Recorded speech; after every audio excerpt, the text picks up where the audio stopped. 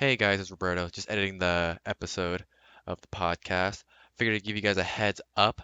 As of yesterday, monkeys broke into my room and really messed up the audio quality for this episode. Luckily, I had a backup copy of the audio saved, my old Nokia phone, so that episode is still salvageable.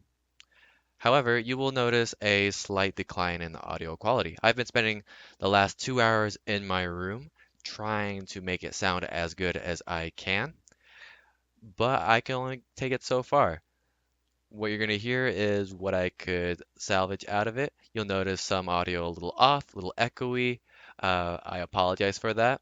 Hopefully, in the next episode, I will have a cage around my room and there'll be no monkeys in the future. But for now, enjoy. See ya. Hello and welcome to another episode of the RG podcast. I am your host, Rabo. I have another guest with me today who I'm very excited to have on. We have been friends for a very long time. She is an incredibly wonderful human being, intelligent and beautiful and amazing all together in one. My guest is Renata. Welcome. Thank you. I'm very excited to be here with you. I'm excited to have you. Yeah, it's so cool. We finally get to hang out and talk in the podcast. Yes.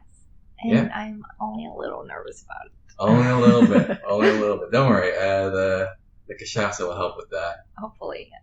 We'll talk more about that in just a moment, actually. So, Renata and I have known each other since freshman year. Just like with Chris, we are the same group of friends. Frosico, interesting times we've had there. Yeah, definitely interesting. It's a good word for it. We had a couple of classes together. A lot of chemistry classes. A lot of chemistry classes. Did we do math together too? I don't think we did math. What math did you do? I did calculus.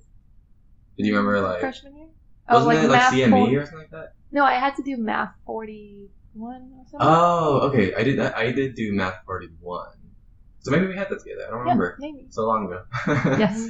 Try to block that out. Yes. No, my math 41 class was actually pretty cool because my professor, this Slavic dude, totally cool. Professor, I can't pronounce his last name. And I was still a nervous freshman, and he was like, he introduced himself as Dimitri. And I was like, I can't call him Dimitri. Like, that's so informal. I gotta call him Professor whatever. And so I said that. He's like, just call me Dimitri. And I'm like, okay, I guess so. My brain won't let me. But another cool memory I had of him was, well, actually there's a couple. We were supposed to do differential equations towards the end, which is like the hardest part of the class.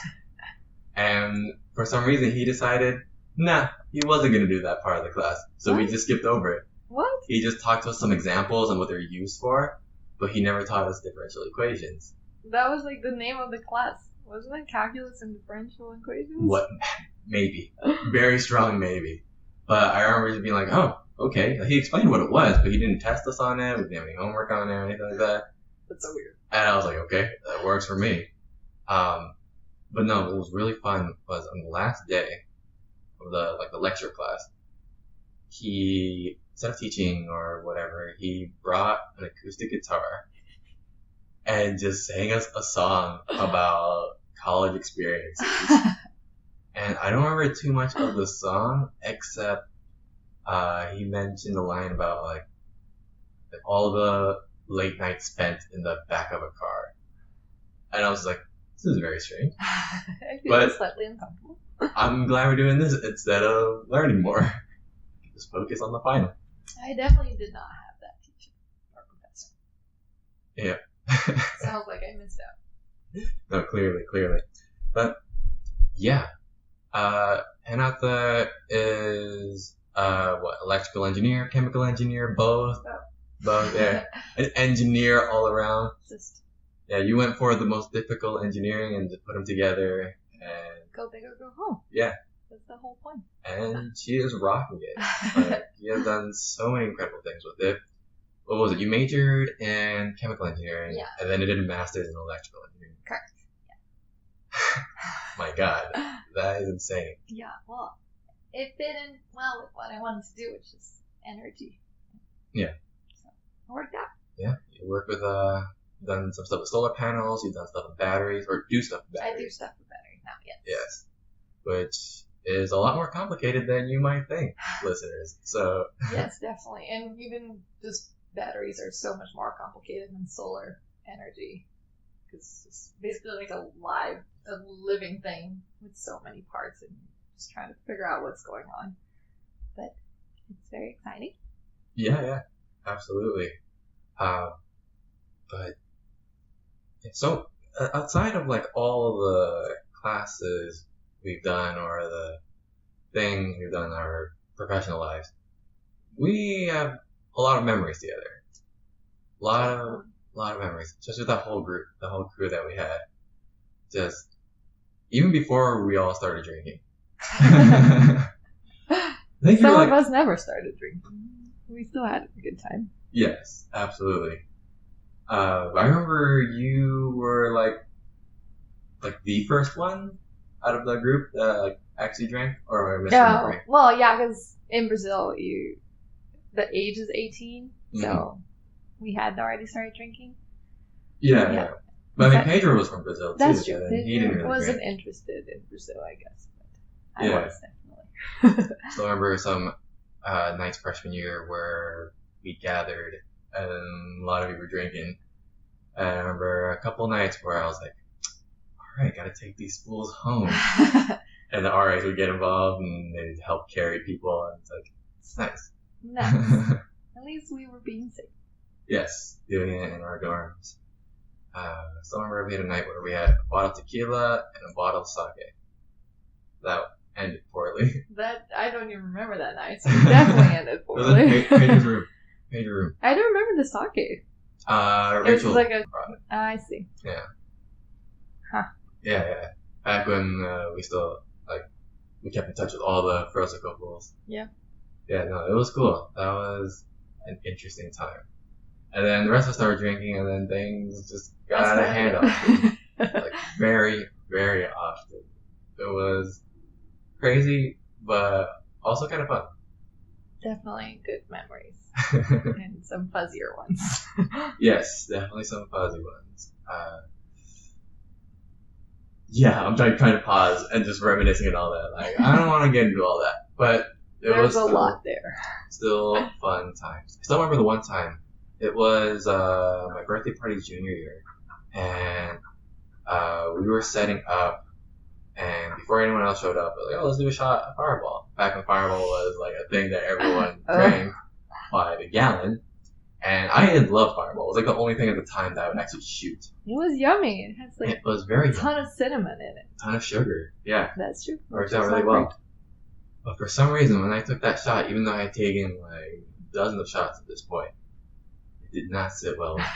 It did something awful to me, and I felt so sick. It was like my first drink of the night, Oh no. and I already felt like I was gonna throw up. Your body was already like, it's your birthday, we're getting older, what are you doing? I think I just turned 21. It's too late. It was over before it began. Yes. But luckily, it took like a solid 10 to 15 minutes, but I did rally back. I felt fine, and I just drank normal cocktails after that. It was still a great night.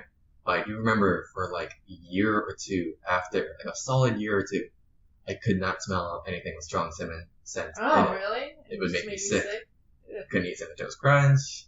I couldn't go to like the spice aisle and Oh smell my the God. spices. The cinnamon is Yeah. the best smell. I love cinnamon, and it's fantastic, but that association, that aversion was very, very strong. Yikes. It was a bad time. But then what broke it was I took like a half shot of Goldschlager. You know a Goldschlager? I don't think so. It basically tastes like Fireball, Nice. except it's clear and looks like there's gold flakes in it. For whatever reason. There's stuff floating on? No idea why, but it was the only thing at the party that I went to. Richard brought me to this random party. Nice. And I was like, I'm not even here. And I was like, oh, well, I'll have a drink. And it makes You it know worse. alcohol. Yeah. And it was like a bunch of beers, which I don't really drink. And the only thing I could find was this Goldschlager. I smelled it. I was like, oh, it smells like Fireball. I said, wait, I didn't want to throw up immediately when I smelled it. Because I can't drink it. And so it Nice. took a little bit. Good It was recovery. fine. Yeah. It was a good time. Alright, so right now we are sipping on our own drinks. Renata, can you tell us about this drink? Yes. Well, cheers. Alright, cheers. So this is Caipirinha. It's the Brazilian nationally recognized drink of choice. It's made it's a little different from how we usually make it. That we used lemons instead of limes. But you just cut them up, add a ton of sugar and mulch them down, and then put some ice, and then you add cachaça, which is kind of like rum. It's sugarcane liquor, but it's not aged like rum, so it's clear and tastes delicious. So and it's not aged in like barrels then? So... I don't know how they age it, but I know that like rum develops color by aging in like dark caskets, and that's a lot of the like woody flavor of it. And yeah, you can age cachaça in like barrels of different kinds, and they do turn darker, and some of them are really good. But the usual one is more clear and more of a pure flavor. But yeah, it's really good, and it's really dangerous because it tastes like juice, and it's basically all hard liquor. Yeah, no, I can verify it. It tastes like candy. You can tell there's liquor in it, but it's even more insidious because it's like, usually if you drink something that you know has alcohol in it, it doesn't taste like alcohol, you think to yourself, uh-oh, be careful with this because I can't even taste it. But this one, you can like taste it faintly, so you think, oh, okay, there's not that much liquor in it, I can taste it. But no, it's literally mostly liquor. It's a trap, yes, yeah. Definitely. I have very fond memories of, things that parties I went to and things I did that had this drink in. And it's funny, we talk about how it's a trap. I had just started dating Kevin, and they threw a lemonade party because like Beyonce's album had just come out, and they had a lemon tree. And all the drinks were lemon related, and I was like, well, I'm gonna make this drink. Can I just say I love that? You had a lemonade party for the album Lemonade. Well, yeah. That's incredible. Gotta celebrate what needs to be celebrated. And I made this drink, and I made like a punch bowl worth of it. Oh, and I told them, be very careful. This is a trap, but it's delicious. And they were like, oh, yeah, for sure. We saw how much liquor you put in that. And like an hour later, it was all gone. And everyone was very drunk. And it was great. Except for me, because I was like pacing myself. But, you knew how to tame the dragon. Exactly. But the reason I chose this, well, there's a lot of reasons why I'm very fond of this drink. But first one is it's a piece of home. That is nice to share with people. There are other things that are harder to share, like meat. Well, I can't just come to someone's party and be like, I brought this giant piece of meat, I'm going to grill it. Don't talk to me for a half hour. So it's like a piece of home I get to share. And yeah, I just have so many good memories of just being with friends and enjoying this drink. And I remember the first time I got drunk with my good friend back in Brazil. We drank a lot of these in a party, and we were just like laughing and giggling and just like having a great time. All good memories, Sounds like a successful night of drinking, anytime you're just giggling and just having fun. Yeah, absolutely. Yeah, this drink is delicious. Very lemony, obviously. Very sweet. Super tasty. And it's funny because just before we started recording this, we had just eaten breakfast. So, yeah, we have eggs, bacon, and bread sitting in our stomachs, and now we're drinking this powerful yet delicious cocktail. So, a good way to start a Saturday morning, I suppose. This is actually when you would be drinking this. It's in Brazil, you go to the beach, it's hot, this is juice and ice and a little bit of alcohol. A little bit. Just a little bit. And yeah, you just enjoy it in a warm day. Around lunchtime, I guess. Yeah, for sure. Super, super tasty. Now, I'm trying to think like what are other things they talked about in terms of you, because you have a lot of things about you that are very interesting. But one thing I think stands out. I know definitely stood out when I first met you during undergrad years. You're very much a self-identified feminist. Yeah. Sure.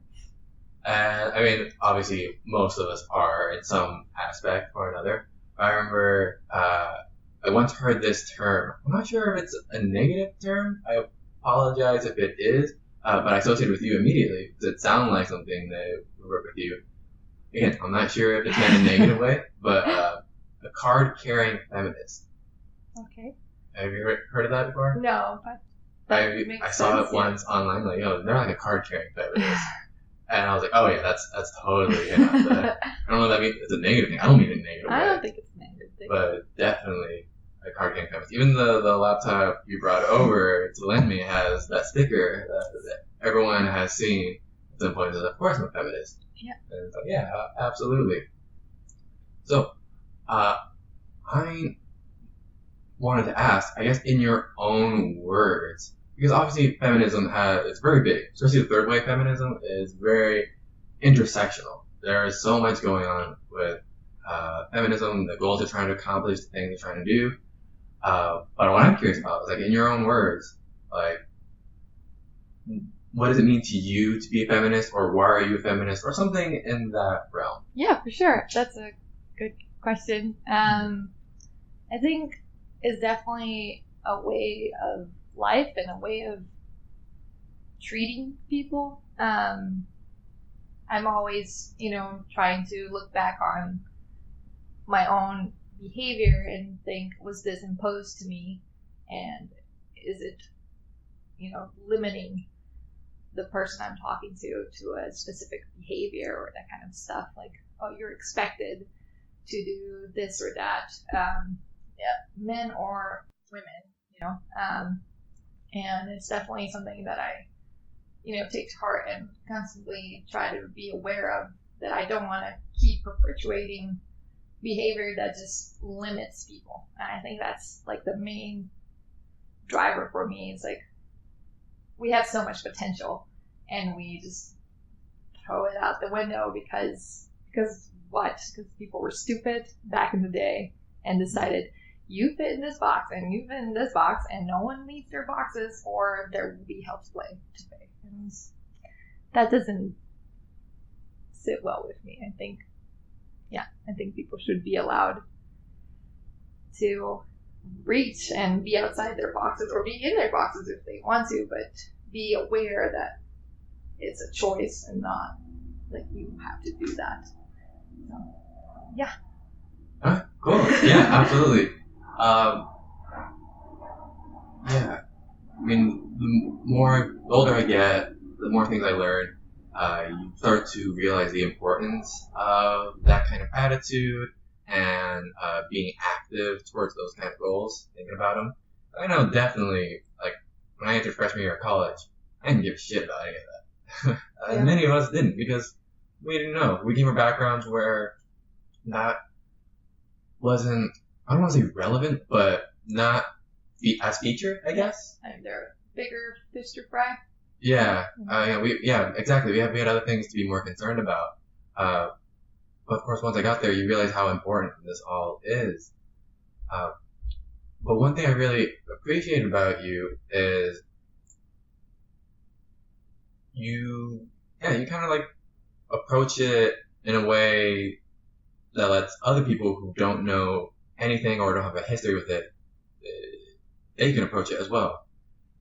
I know there's a classic trope where guys will say, like, oh, I hate it when a girl tells me to put down the seat after I'm done peeing or whatever. And it's like, okay, yeah, sure. But then I remember one time I was hanging out with you back in San Diego, wasn't it? Yeah, probably. Yeah. And, we're drinking, and of course I went to use the restroom, and I left the toilet seat up, and you noticed and made note of it. But then your response after, like I didn't even say anything. You just kept going. You were like, you have the toilet seat up. But then again, you're my guest. So I also want you to feel comfortable. I don't know. I don't think it matters. And I remember that thinking that moment, like, you know what? I really, really like your approach to all of this. Like, that was a silly moment, but very, like, approachable. It didn't make me feel, like, stupid or anything. I remember saying after, like, well, I mean, it's your place. I guess I should be more considerate. But in the end, like, it was fine. It was, like, a non-issue. But it's something that's still, like, I remember. It's a fun little moment. Because I had a not so diplomatic version of that happened to me before. I was hanging out at Hopkins, hanging out with someone else's dorm. We were just drinking, hanging out. Went to his restroom, came back, and then one of the girls who lived there noticed, and very snarkily and loudly, just asked, like, hey, Roberta, put the toilet seat up. Put it down. Oh, wow. I'm just like, whoa. When you say it like that, it makes me want to go say no. Actually, no, I don't. But, of course, I knew I was outnumbered. The people I met at Hopkins, although lovely, would not take kindly to any attitude if I took any at that moment. Yeah. And so it's like, okay, I'm outnumbered. Pick your battles. Whatever. It's fine. So I went in, slammed it down, came back, and I just said to myself, whoa, out loud. I was like, oh man, that was like so hard. Yeah. No one noticed, of course. It's so interesting how people just like choose to make a big deal out of something that is so minor. And it's like, I would understand if people got mad because, oh, you go to pee and you try to sit down and you fall into the toilet because the seat wasn't down. Sure, I would definitely be on your side if you got mad. But it's not like you're gonna go pee and you're not gonna look at the toilet. You're gonna sit down, you know. So, what's the big deal? I don't know. There are a lot of online arguments I've read, back and forth comments, where people try to make that point, and then it gets even more heated after that. So, I don't know if there's a right answer, but I think it's more of a person-to-person thing. Mm-hmm. Just try to be as calm, polite, and diplomatic to each other. Yeah. Understand we're all people. Yeah. No one's doing these things maliciously. Okay, maybe there are some crazy people out there.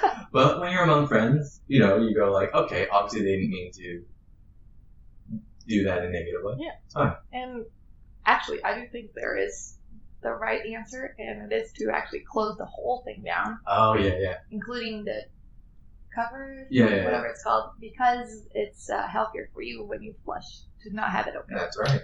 And that solves the problem too, because no one's gonna sit down and be like, this is closed, but I'm still gonna pee on it. So. Oh, yeah, exactly. Yeah, it is a lot healthier.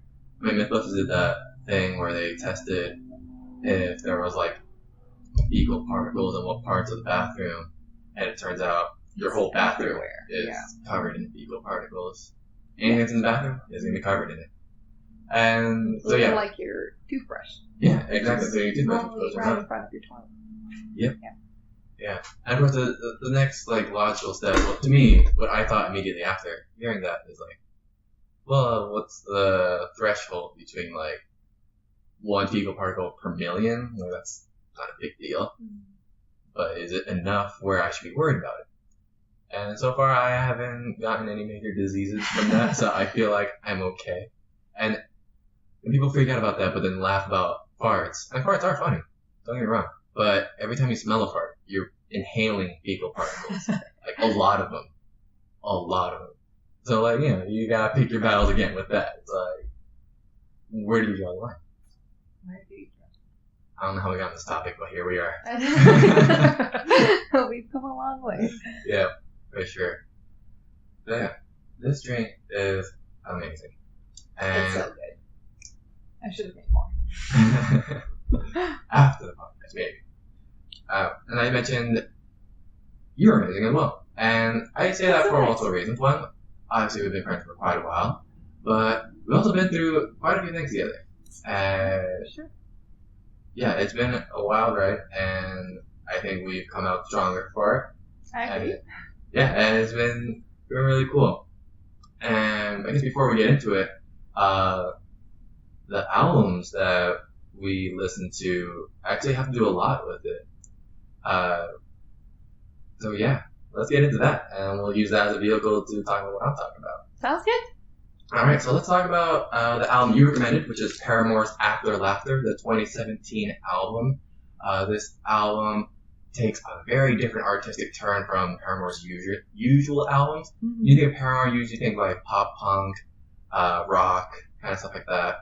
But with After Laughter, it's more of a indie 80s vibe to it. Very 80s. Like, it was way more 80s than I thought it would be.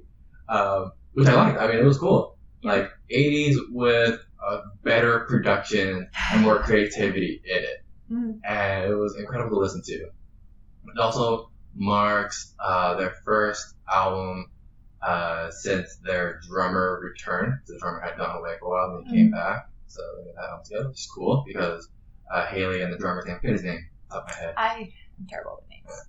Haley, who's the front woman of Paramore, she's the lead singer, and then she has a personal friendship with the drummer guy. Forget his name. Sorry, dude. Yeah, he came back. Friendship was fixed, and they actually talk about that in the album, which is really cool to hear. But yeah, it's a very personal album in many aspects. Definitely. You get to know Haley on a quite a personal level in this album. I mean, sure, she talks about her emotions a lot in the other album, but she talks about them in a vague enough way where it's kind of like bottom common denominator sort of thing. Mm-hmm. But this one's a little more specific. Mm-hmm. And sure, there's a lot of things you can relate to because we're all human and whatnot. But again, it's pretty specific and it was really nice to hear. Yeah, I agree. And it's definitely one of the things I really appreciate about this album is the spectrum of feelings that are discussed. And it just goes through so many things that everyone encounters. And it's just so honest about everything. Mm-hmm.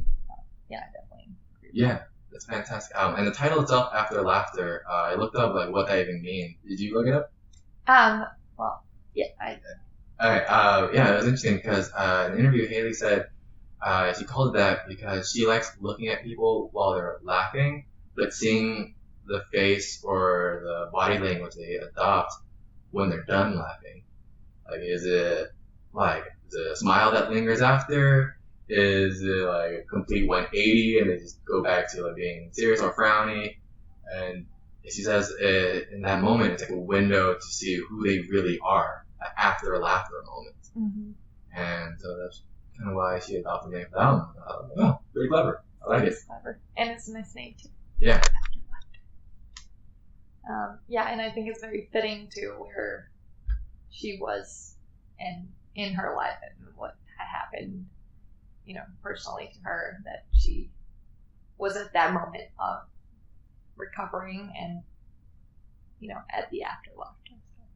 Yeah, absolutely. So the album opens with the first single, Hard Times, which is a really incredible song. I mean, I remember when I clicked on it, it took me by surprise because I was expecting a typical Paramore album. And so I was really confused. I was like, wait, did I click the right album? And you hear her voice and you're like, oh wait, no, I am on the right album. It's just much different than what I thought it would be. But, Hard Times, just fantastic production. The writing's so good. Man, what did you think? I love this song. It's just everything I like about Paramore in this song is just they're having fun in it. They're, skilled at drumming and singing and playing guitar. And it's also ironic in this, but also still talking about important things. I love this song. It's so good. When you say ironic, what do you mean? The way that they talk about things is always kind of sort of making fun of the person they're talking to, in a way. At least I feel. Mm. Yeah, I feel like that's a theme that comes up in a lot of their songs. Is everything is taken with a little bit of comedy to it, and I like that. Oh yeah, I can totally tell you mean. Yeah, absolutely. And just, I'm gonna emphasize the production on this. It's just the music on it is, the instrumentals. It's so to me, it's strange because I don't listen to a lot of indie pop, but it's like a whole new world kind of thing. But when I hear this music, it makes me think of like neon colors everywhere. I mean, the album cover itself, you see a lot of these interesting colors on it, And shades. gradients like pink and purple, shapes, bright colors, and yeah, that really captures the vibes of the kind of instrumentals that you hear on this album for sure. Hard Times like hits you really hard with it. Like this is what it's gonna sound like, by the way, and it's awesome. Yep. Absolutely. Yeah, the next one, Rose Colored Boy. I really like Rose Colored Boy. Yeah, That is I think a that's phenomenal song. also one of my favorites of this album. Yeah, no, the first half of this album is fantastic. Like, so good. So good. Prime. Yeah. Yeah, Rose Colored Boy is just like, overall, it has everything going for it. It has the interesting sort of new sounds that they're like playing around with, which I really enjoy. And yeah, again, they're like taking a sort of ironic approach to talking to someone, and I really enjoyed that as well. Yeah. What I really like about the album is like the things she's saying. Like I really appreciated. I am gonna paraphrase the line, but she says something like, "Oh, just let me cry for a little longer. Just let me, just let her continue to feel these negative things she feels." Because the song is about, a rose-colored boy, and this boy is someone who's always happy, someone who's always optimistic, happy-go-lucky sort of thing. And Haley's saying like, "Yeah, I don't feel that way, and I get that you want to feel that way all the time. You want me to feel that way all the time, but I don't. So let me continue to feel the way that I feel." Mm-hmm. Because obviously, Haley knows, we know, most people know, don't repress your emotions. Feel what you feel and get through it. And if you need help, you're going to reach out. But, your feelings are valid, regardless of what they are. And just continue to feel them and express them as you see fit. Yep. That's the only way you're going to, like, really digest them and be able to move on from them. Yeah, sure. I was actually reading an article last week, about how bad it is for us that we live in this society of the constant positivity of the, "Yay, you did your best, you're trying so hard, everyone's happy." And it's like, all right, tone that down a little bit and let people deal with all the other stuff too that they should be allowed to feel. And yeah, that song was just like hit the nail on the head. Yeah, seriously. As I mentioned in episode 0, a lot of the music that really like captured me at first was music that wasn't happy. Hybrid Theory, Linkin Park, and stuff like that. And why? Because Rose Colored Boy. Like listen to that song, it's like, yeah, it's exactly what I'm talking about. Like, sure, I liked how Queen sounded and like the optimism of like Disney songs and whatnot, but I didn't feel those things, and so I needed something that reflected those feelings, and here we are with Linkin Park and whatnot. And so yeah, Rose Colored Boy, really, really appreciate that one. Yeah, and I feel like it's a good sample of this album because it's just saying there's a lot of stuff, and we should be able to just feel them all. Yeah, and they go through them all in the other songs as well. Was it in this song? I know that there's 2 songs in the album. I was going to get that for sure. 2 songs in the album where she mentioned being in her car.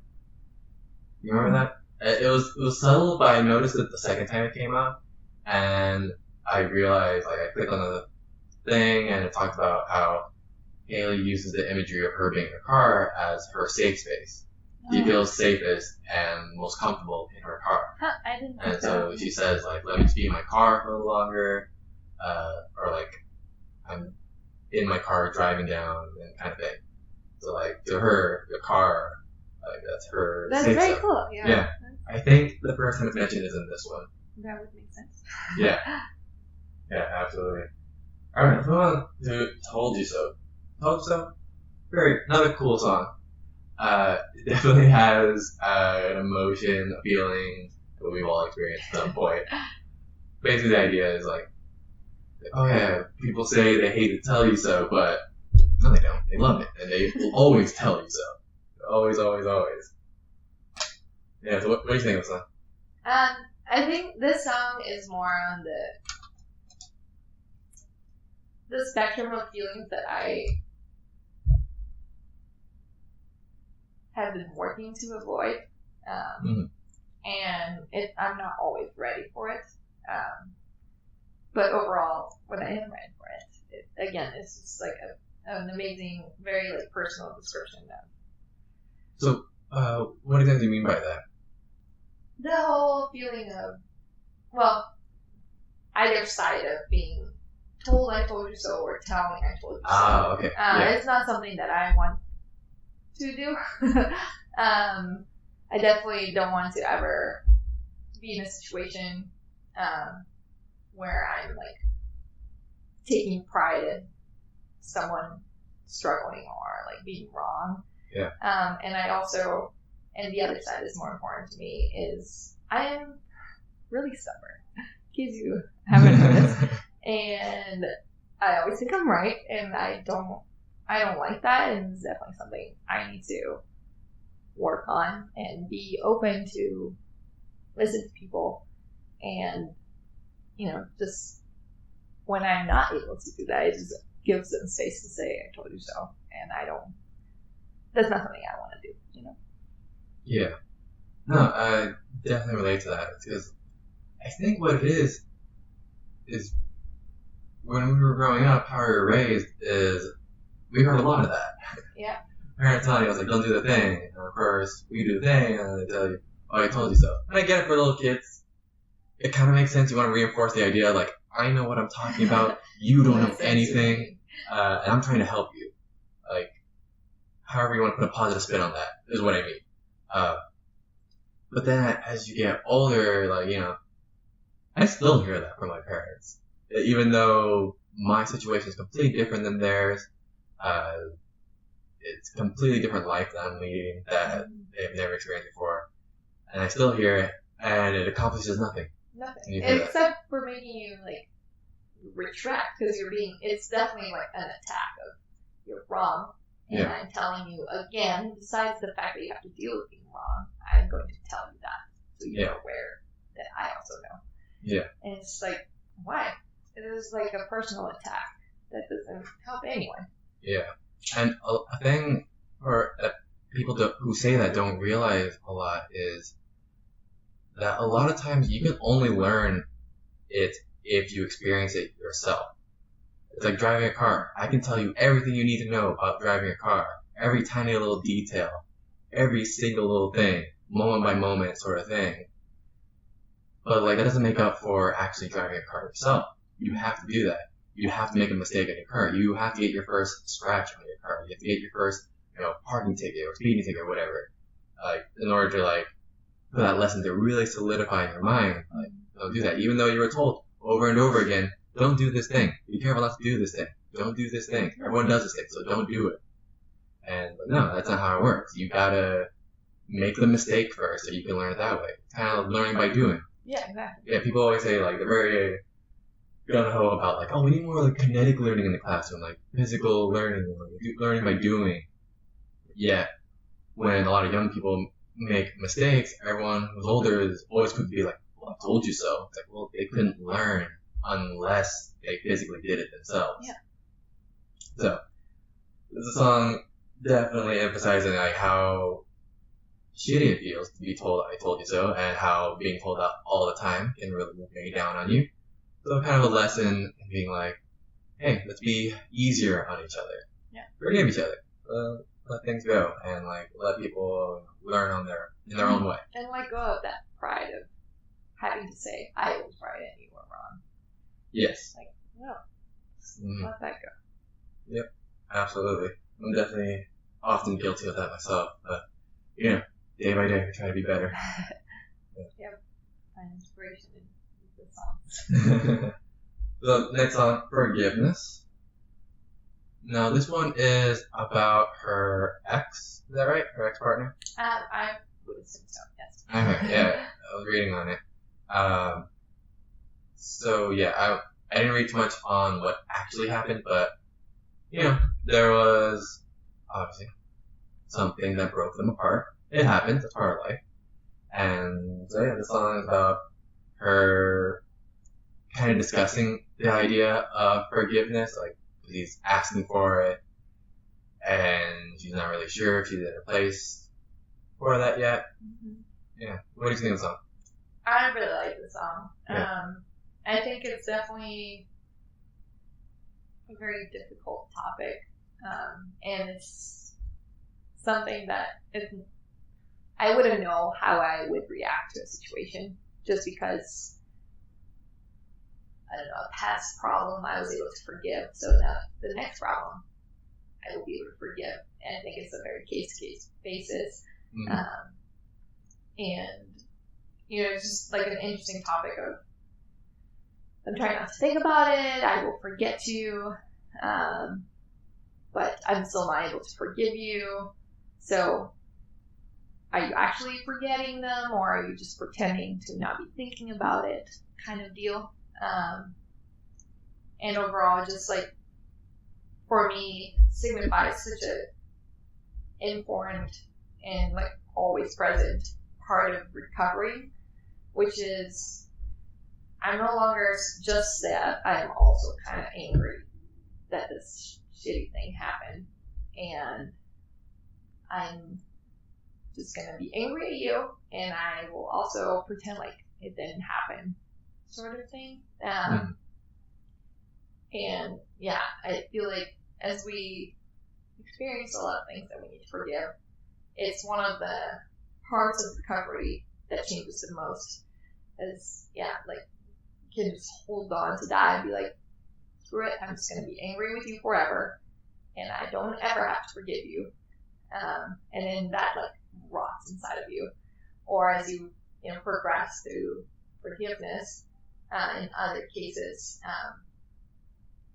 you may choose to realize I'm letting you hurt me again inside my brain.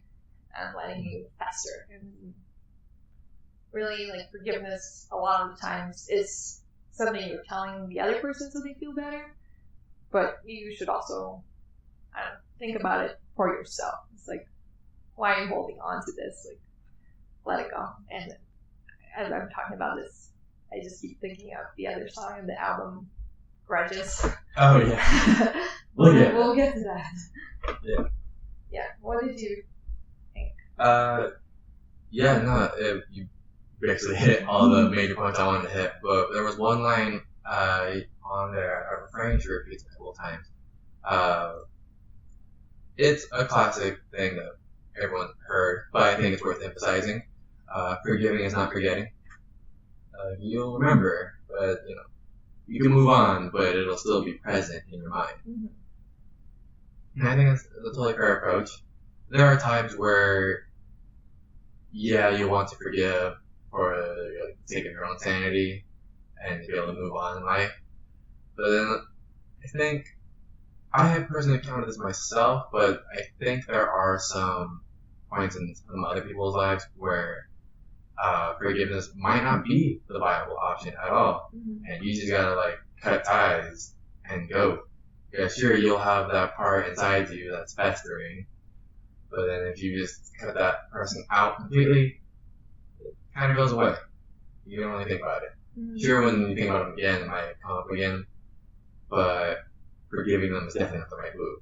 Not always. Yeah, I definitely agree. But I think there's like a spin to that, as in you have to forgive yourself for allowing yourself to be in that situation. It's like this person constantly hurts you, and it's the book case of they'll never change, and you allow yourself to say, "Oh, it's okay. It's gonna be better. They're gonna change. It's not gonna happen again." And you hit that threshold, and you're like, "Well, I'm not gonna forgive them anymore, but I'll forgive myself for trusting, for giving them that extra part of my time, for allowing them to hurt me." And I think that's still part of the forgiveness is, all right, I need to express this to someone, and it's either to the other person or to yourself. And I think that's a crucial part in healing from these kinds of things. Yeah, definitely. Yeah, learning to forgive yourself. Alright, let's move on to the next one. I really like the next one. Fake Happy. Yeah. Fake Happy is great. It's pretty straightforward. The title is pretty straightforward. Fake Happy. Talking about how, how we have to put on this facade of insincere happiness. And like the line where he says like, "Please don't ask me how I'm doing, because I don't want to pretend." Yeah. And like, ooh, love that. It's like, usually that's what everyone does. How are you doing? First thing we say to each other when we see each other, how are you doing? And regardless if you're doing well or not, you gotta say good. It's automatic. Yeah, because that's it's a polite thing to do. It's polite to ask and it's polite to say good. And so yeah, she really gets into that in the song. Yeah, this song is amazing, and I could listen to it every day, all day. It's just a pleasant whole vibe to the song, and it's such an important topic of like why am I putting myself in this situation? Why do I have to spend energy like putting this facade up or doing this for others when in reality like I'm sad and like the people around me should be aware of that and should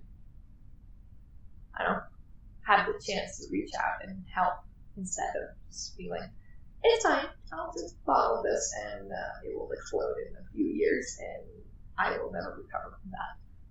Yeah. The song is. Yeah, absolutely. I just feel like I'm trying to think like obviously the solution is like be more sincere, mean what you say, sort of thing. But then if you're like in a social situation at a party where you haven't seen some people in like years, you're asking how you're doing, you can't be like, well, I was struggling with depression the past 3 months. So like, I feel like there is a middle ground maybe? I don't know. Yeah, I think that It's a thought exercise I have. the important thing is, I guess, this might sound weird, but know your audience. Yeah. It's like, are you in your car? Are you in a safe place where you would want them to reach out? Because if not, then yeah, sure, just pretend and like end that interaction, or use that interaction as a this is something nice that happened to me today, and it will not fix the other problem, but it's a kind of a bonus that you get. Mm-hmm. Yeah, sure. Alright, go on to the next song. 26. This is a song basically Haley singing to herself 10 years ago. Was it 10 years ago? I don't know, her younger self. I can't remember how many years, but like singing to her younger self. Girl. Older self? Younger self. She's singing to. Sorry, I got everything. Yes. Yes, she's singing to her younger self. Kind of one of those things where it's like, hey, I know you're worried and stressed and all these negative things, but like you'll get there kind of thing. Well, something I noticed about the song is it feels like she's a little harsh on herself. Some of the lyrics are pretty like really like in her own face, and like you bring the room down sort of thing. Like, she says that to herself, like you know how to kill a vibe, and it's like that's something you want to be saying to yourself, or maybe I misinterpreted it. I don't know. What do you think? I think it might just be a show of we can be our hardest critics. Mm-hmm. And there's good sides and bad sides to that. And it might just be that she's trying to show that is the truth, that we say the harshest things to ourselves that we would never say to a friend. And it can help sometimes, but it can also just like derail you and send you down a spiral of negativity. But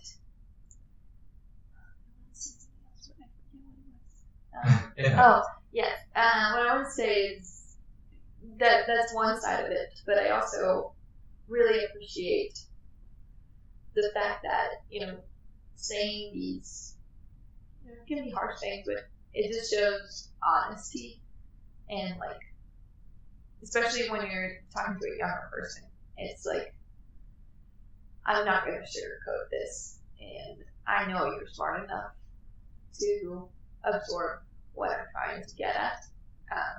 So yeah, I think I appreciate that side of it. Yeah, for sure. Something I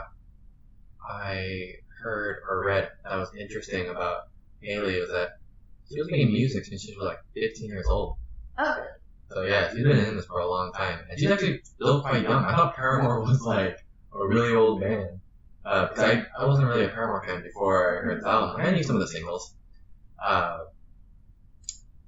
but you know, I looked into it, and it's like, oh, they were only making music since 2005. So 14 years, almost 15 years. Yeah, that is a long time. Yeah, and Haley is 30 years old. I thought she was older. Wow. She's only 30. Wow. Close to our age. Yeah. Look how much she has accomplished already. And we're just here. Sipping our Caipirinhas. I know I pronounced that wrong. It's fine. It's better than what my friend used to call them, the carpe diems. The Carpe Diems. Yes. Amazing. No, yeah, I like that approach. Yeah. Something for our harshest critics, for sure. Alright, so. I actually also was listening to the album again this week, and the song came up, and it actually reminded me of another, age song that we have history on. I don't know if you remember, but we filmed the video for my cousin. Oh my god, yeah. In Kimball. Yeah. Yeah, and I guess senior year? Junior. Junior year. Yeah. Were you in Kimball Senior?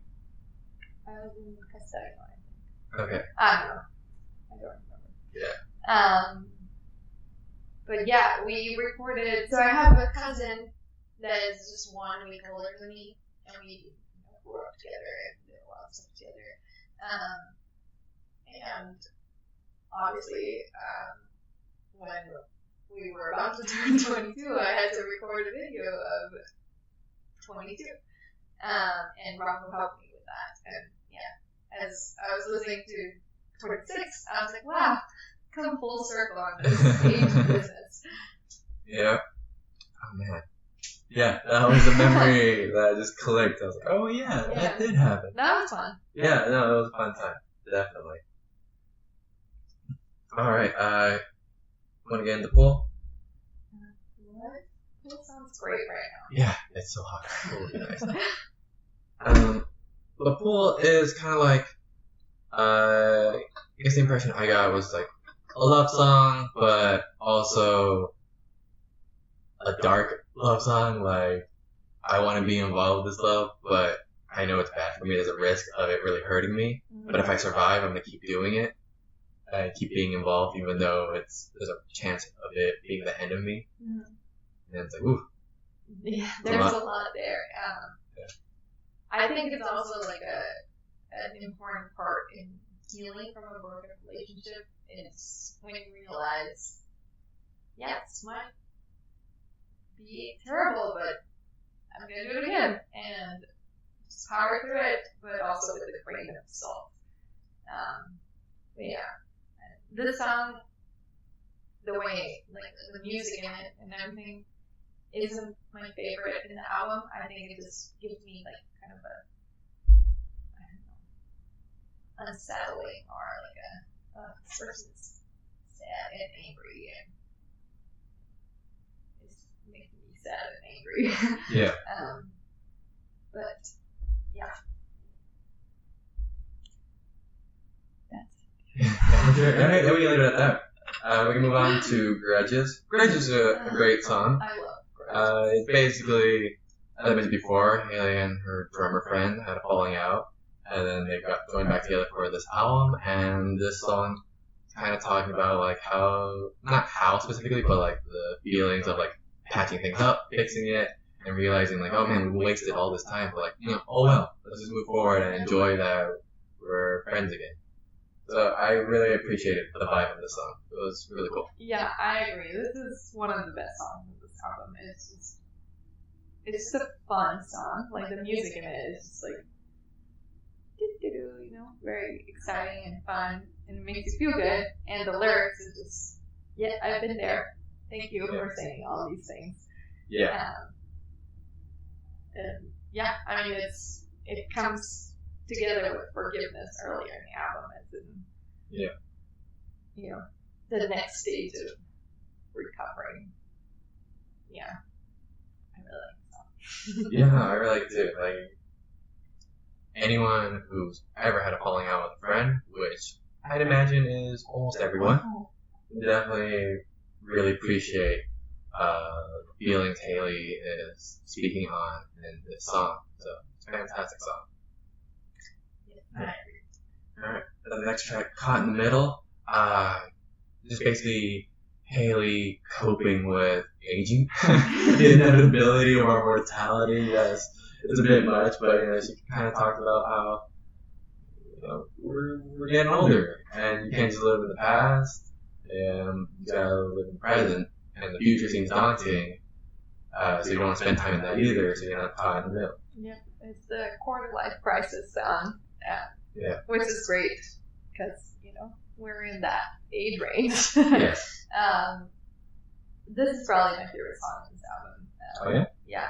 It's just, overall, I could listen to the song any day, you know? It's well done music.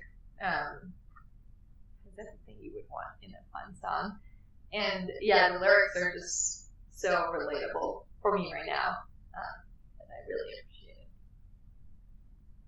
Yeah, for sure. It's an incredible song. Definitely. I love this how it's direct. It is just like, yeah, I'm getting older. That quarter life crisis is kind of happening. It is a thing. It's definitely a thing. If any of my listeners are younger, you'll definitely experience that. You hit your mid to late 20s, you'll be like, oh my god, I'm not young anymore. Yep, I am old, but also I haven't accomplished much yet. Yeah. For me, I don't get the thought of like I'm old. It's more like I'm just not young. Not old, but I'm not young. And that sucks. That youth is gone. And I have to like deal with that. Yep. Yeah, I know any 50-year-old listening, which I don't imagine there are any. Like, oh, you're 26, you're still young. So Like, you know what I mean, old friend? It's like, you can't be as wild and crazy as you were when you were like 18 or 20. Like, you gotta, hangovers are more of a thing now. You have sleeping. Yeah, a lot of responsibilities, a lot of early mornings, a lot of sleeping in. Yeah, it's a whole thing. Anyway, move on to the next song. Idol Worship. Can I just say, like, yeah, when you heard idol worship, you thought IDOL. But no, that's not how it's spelled. It's IDLE.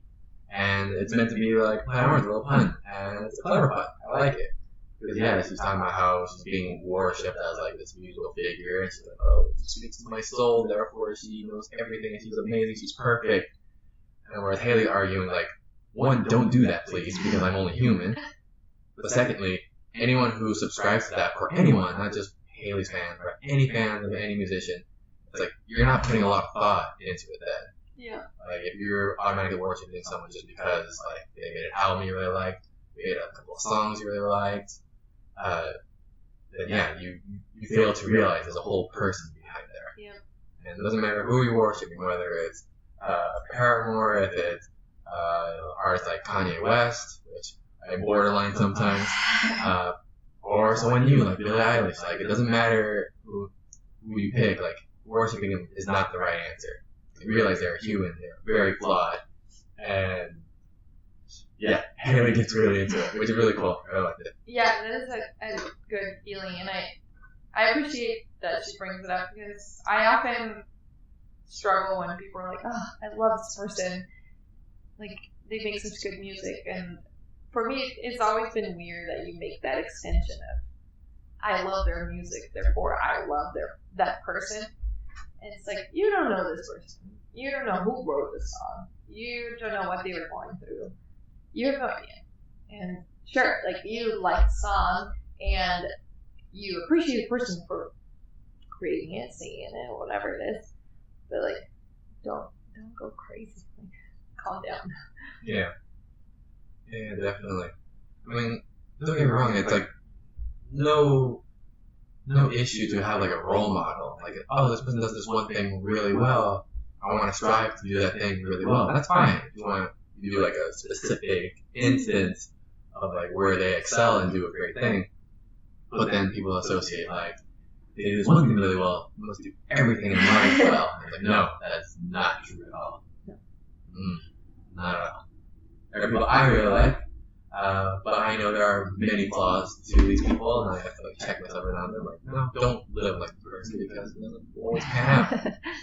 I mean, as I mentioned in the previous episode, we were talking about My Beautiful Dark Twisted Fantasy. It was about Kanye reflecting on how unsustainable his egotistical, lavish lifestyle was, and realizing that that would have to change if he wanted to continue living. So, like, even he acknowledges it. And so it's like, yeah, don't worship him or his fantasy of his. People always say, like, oh, he's trying to boast. It's like, no, it's a dark fantasy. Bad. Like, he doesn't want this. You shouldn't want it either. Mm-hmm. But anyways, yeah, a great song. Was it this song where she sings at a higher, I don't know what the right word is, pitched, tone, notes? Yeah, this song has a really weird vibe to it. I actually really liked it. Overall, yeah, but the music in it is yeah. kind of like weird and different from everything else. It's not like a cheery, like, Right, yeah. song. Well, okay, this one's weird. The next one's really weird. Yeah. But before we get into that, no, I think it was this one where she was singing at a much, like, not a much higher, but like a higher notes or octave. Sorry, I'm not a music theorist. But there was a lot of energy into it. Mm-hmm. But you do notice her voice cracking at a couple moments, which kind of sucked. But I still appreciate like the effort she put into it. The delivery on this one was really good. Like, like I was really vibing with that energy she put out. Mm-hmm. Anyways, let's go to the next song. I hope you don't mind if you like skim over it a little bit because it's a strange song. Yeah, I really like this. Just to give a background, thematically, it's very much like idol worship. Thematically, Yeah. But it features vocals from a different artist from a different band. I guess it's a friend of Paramore. I forget the name of the band. I remember it. But anyways, basically thematically the same thing, except a little more abstract in lyricism. But the issue is the vocals are so muddy, so muddled, and like so quiet that you can't understand anything that the person is saying. I had to read the lyrics, and I was like, "Are you sure this is what he's saying?" Because I can't hear any of it. Yeah, it's a really weird song. Yeah, it's strange. The only part I liked is when he delivers the line, "Well, you're no friend of mine," and his voice gets really, really high. "You're no friend of mine," telling to his fans like, "You're not my friend." Like, I like the image you painted. Like, you just see, like an entertainer, performer, and I just see a bunch of band T-shirts out there, and just remind me, like, yeah, as much as I appreciate you being out here, it doesn't mean we're friends. It doesn't mean you know anything about me or I know anything about you. So back off. Yeah. It's more aggressive. But anyway, that's what that one's about. All right, and then we get into the last song of the album, "Tell Me How." What do you think of this one? This song is sad. It makes me sad, and I don't always go like make it through the whole song. But yeah, I don't know. I think there's a lot of value in songs that make you feel, and this is definitely a very powerful song, at least to me. What did you think? Yeah, no, it was. Yeah, there's definitely a lot going on in that.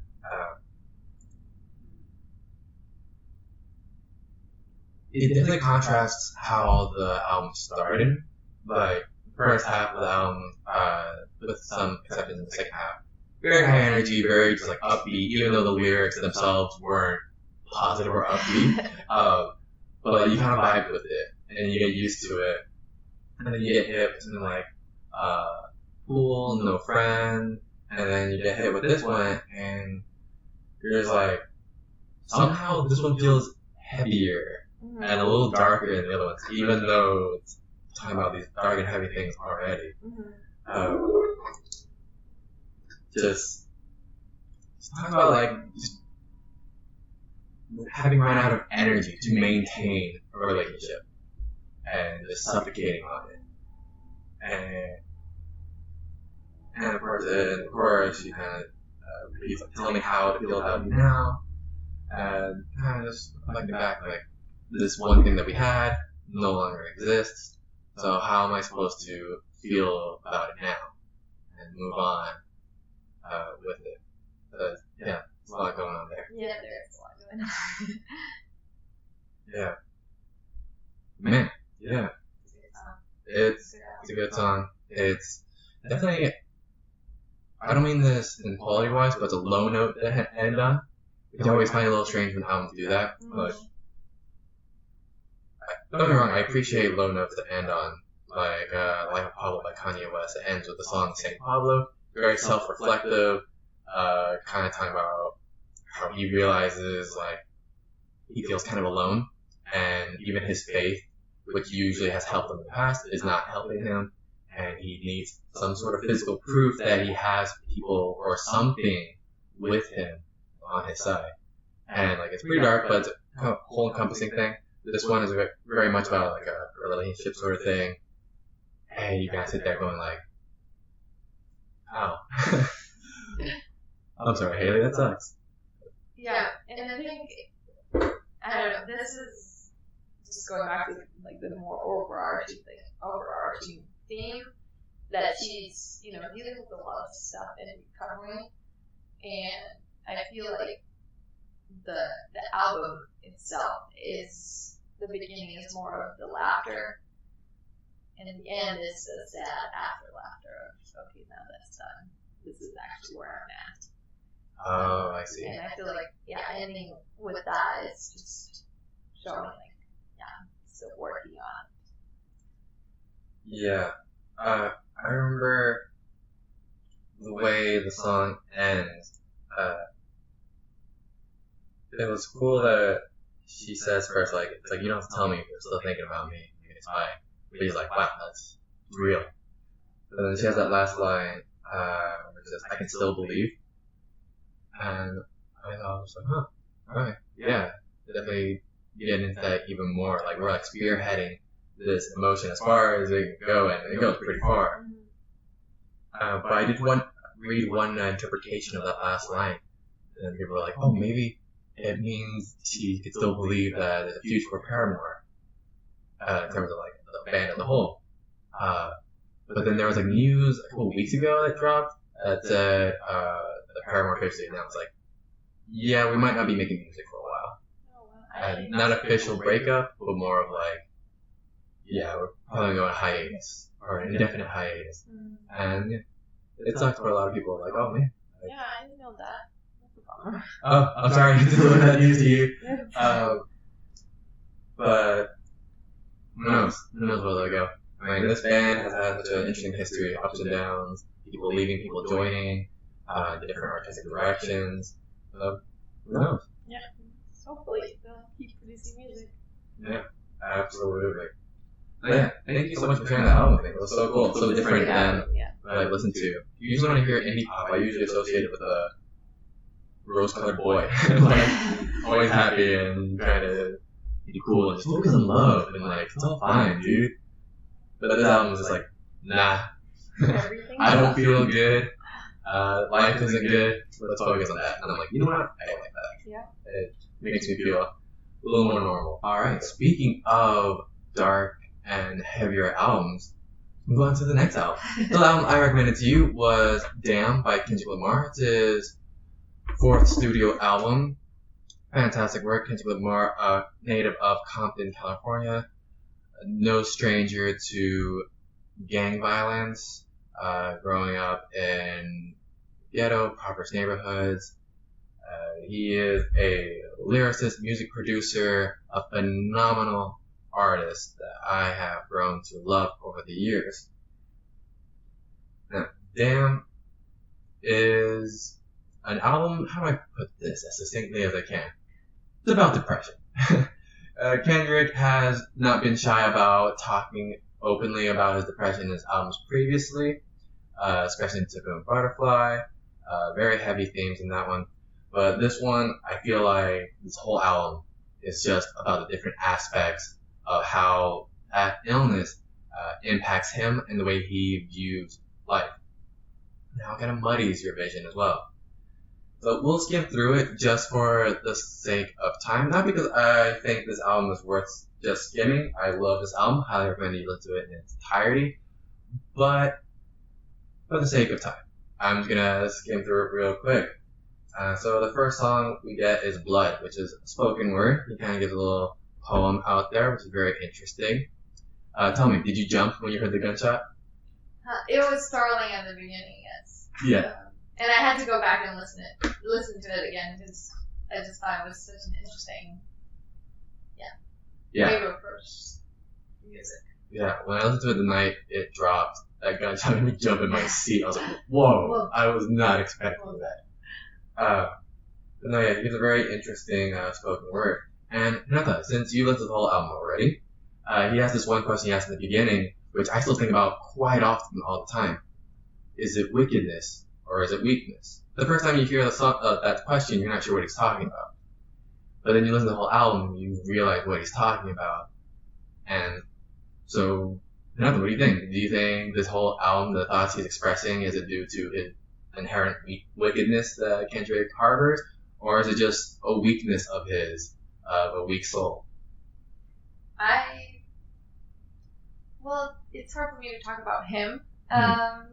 Mostly because I wouldn't normally listen to a lot of this type of music, and so I'm not super familiar with him.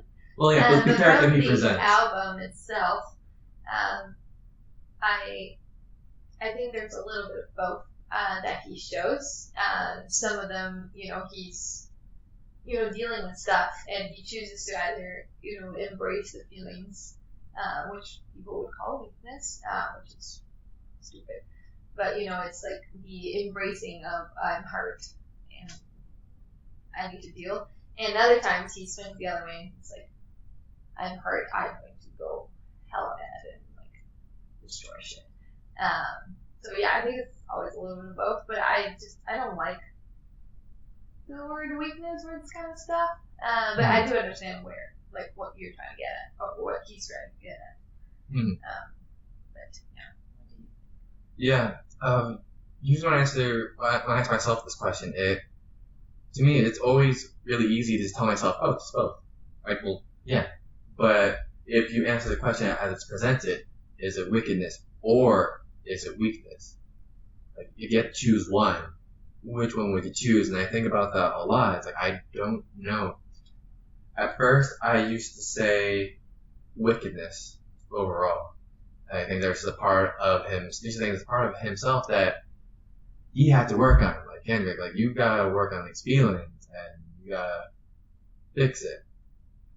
But then I realized I was kind of projecting myself onto him and to this character. And after I kind of worked through the emotions myself, I realized maybe it's just weakness. Because sometimes we just need help through these emotions, and you fix one thing, it fixes a lot of things. And so right now, I'm leaning more towards weakness. Not because I think Kendrick is weak or anyone who goes through these feelings is weak, but because, sometimes we need help and support each other. A single stick by itself snaps easily, but bundled together, it's stronger. But yeah, we jump into the song immediately, DNA. Well, not before we hear Kendrick throughout the album, at the beginning of the album at least, sampling Fox News segments, which was really interesting to hear. The first time I heard it, I was like, ooh, boy, yeah. Hell yeah, Kendrick. Yeah, shove it in their face. Yeah, let them know you're talking about them, for sure. I also appreciated, before we move on to DNA, in Blood, I appreciated the imagery of, the blind lady as justice. And how things go south when he's trying to deal with that. It's just, I appreciated that. That was clever. Yeah, definitely. Yeah. But yeah, let's talk about DNA. I think in DNA, we definitely hear a little more of the wickedness than the weakness. It's very aggressive lyrics. Definitely a banger. If anyone's heard this song, yeah, it's a fantastic song. Definitely a song I would want to play at parties if I'm getting my drink going, and just like bam, bam, bam. But once you like start looking at the lyrics, you realize how divisive the words he's saying are. Sure, he instills pride within himself, black pride, which absolutely go for it, 100%. But then he starts attacking other people. And I get it, it's more aimed towards people with racial prejudices and stuff like that. But a lot of the lyrics themselves, very violent, very aggressive. Whereas he could have built a bridge, some of these lyrics build walls instead. And I don't blame him for it. I don't think he should have built bridges. No, he definitely should have gone the direction he went because he kills it. Like, he delivers the message so crystal clear. And I love it. There's so much to love about DNA. And of course there's that beat switch up towards the end, the third act of the song. And just like heavy bass in the background, in the back of your head. And it's, the delivery is fantastic. Did you watch the music video on it, by the way? No, I didn't. It's pretty interesting. I definitely recommend checking it out. Yeah, I definitely really like this song. Yeah, DNA. Overall, this album was a good surprise for me because I didn't know what to expect coming in. And I expected, and I'm going to say this in a good way, but I expected a lot more of this angry type of music like DNA. But even though this one is angry, I really enjoyed it. It was so well delivered, and it just talked about all interesting things. And this was definitely one that stood out for me. It was a cool song. Yeah, and his anger and frustration is obviously not unfounded. There's 1,000,001 reasons why he should feel the way he feels, and it totally makes sense. And like you said, delivery of the words he puts out there, perfect. So well done. When the single came out and I listened to it, I was like, ooh, that's hot. That's good. Love hearing that. Alright, so the next song, we have Ya. I don't want to spend too much time on this song. It's kind of one of those more chill vibe songs. But he does speak on, there's one part that really stuck out to me. He mentions how his niece is his muse, and he kind of looks to her, and he realizes that one day she sees him, she sees Kendrick on the news. And what news? We can only imagine Fox News, because he mentioned Fox News again. And of course they're not saying nice things about Kendrick. And could you imagine how heartbreaking it might feel to realize that your niece is hearing these people talk about you on the news in a very negative fashion when all you've done is try to deliver your story and share your story with the world. And now Fox News is making you seem like an enemy of the people because of it. Like it's just my reality, or his reality, why I'd be so negative. So, and you can tell it's just he doesn't like it and feels strongly about it. But he also realizes that's just gonna be how it is. And whether it's his niece or it's people like me who have been his fans for a while, or people like you who don't really know too much about him, you realize that these words are gonna get out to everyone. And this might give people this impression of him, and so suddenly he feels great. There's already a chance that any person I meet is gonna have this negative idea of me, negative preconceived notion because of Fox News. And it's I can vibe with that. It's not a good feeling to have, and you suddenly become suspicious or paranoid of people and stuff like that, and it's not great. Yeah, I like how, this every time out is just a good counterpart to the Paramore song about, worshiping your, singers or whatever, and about them saying, you don't know me. Yeah, sure, I'm a public persona, but that persona and me might not even have anything in common. Or it's just one part of me that I think is important to share with the world. I like that union of feelings. Yeah, for sure. Alright, going next song, Element. Element is a phenomenal song, just incredible. And the music video for it is amazing, artistically done. it's a visual masterpiece. Like, it's something you want to watch. It's so beautiful. There's no, like, crazy special effects or anything like that. It just kind of presents, like, what do you call it? Like, little slices of life in the area he grew up in, which is what he talks about in the song. But yeah, Element Kendrick is giving you, like, a quick audio tour of the things he has seen or experienced growing up and having lived in Compton and the neighborhood that he lived in. I don't know how to sing its praises more without, like, having you listen to it first. So, highly encourage it. An incredible song. And just the hook on it is pretty funny. It's pretty silly, even though it would contrast to the rest of the song, but I really like it. He says, actually, before I quote the line, I'm not gonna, listeners, if you're wondering, I'm not gonna say the slur. Obviously, I'm not gonna say that word. I'm gonna replace it with fella. And if you don't like it, you can deal with it. But it's my podcast, my rules. Anyway, so he says, if I gotta suck a pussy ass fella, I'm gonna make it look sexy. And it's like, hell yeah. I don't know exactly what that means, but hell yeah. I love it. I agree. The song was just like so honest. It's like, yeah, this is the real deal, and like, I don't know. People often are like talk about it, and he's like, I know what I'm talking about, and like you're gonna listen to what I have to say, not your like softer ways of saying it.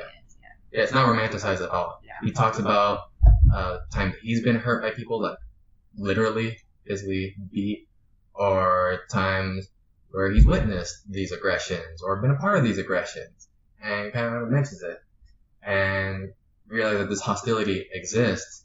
And he's like, oh, so every time I drive down the street, I need a receipt, huh? It's one of his lines. Like, oh, I gotta like prove that I'm still a part of this community, huh? Because I've made it.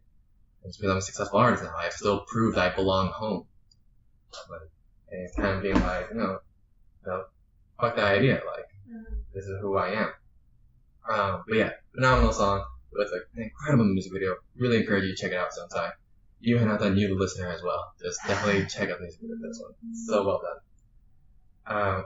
But yeah, next we get into Feel, which, for me, Feel and Pride are two of the songs in the album that hit the most home for me.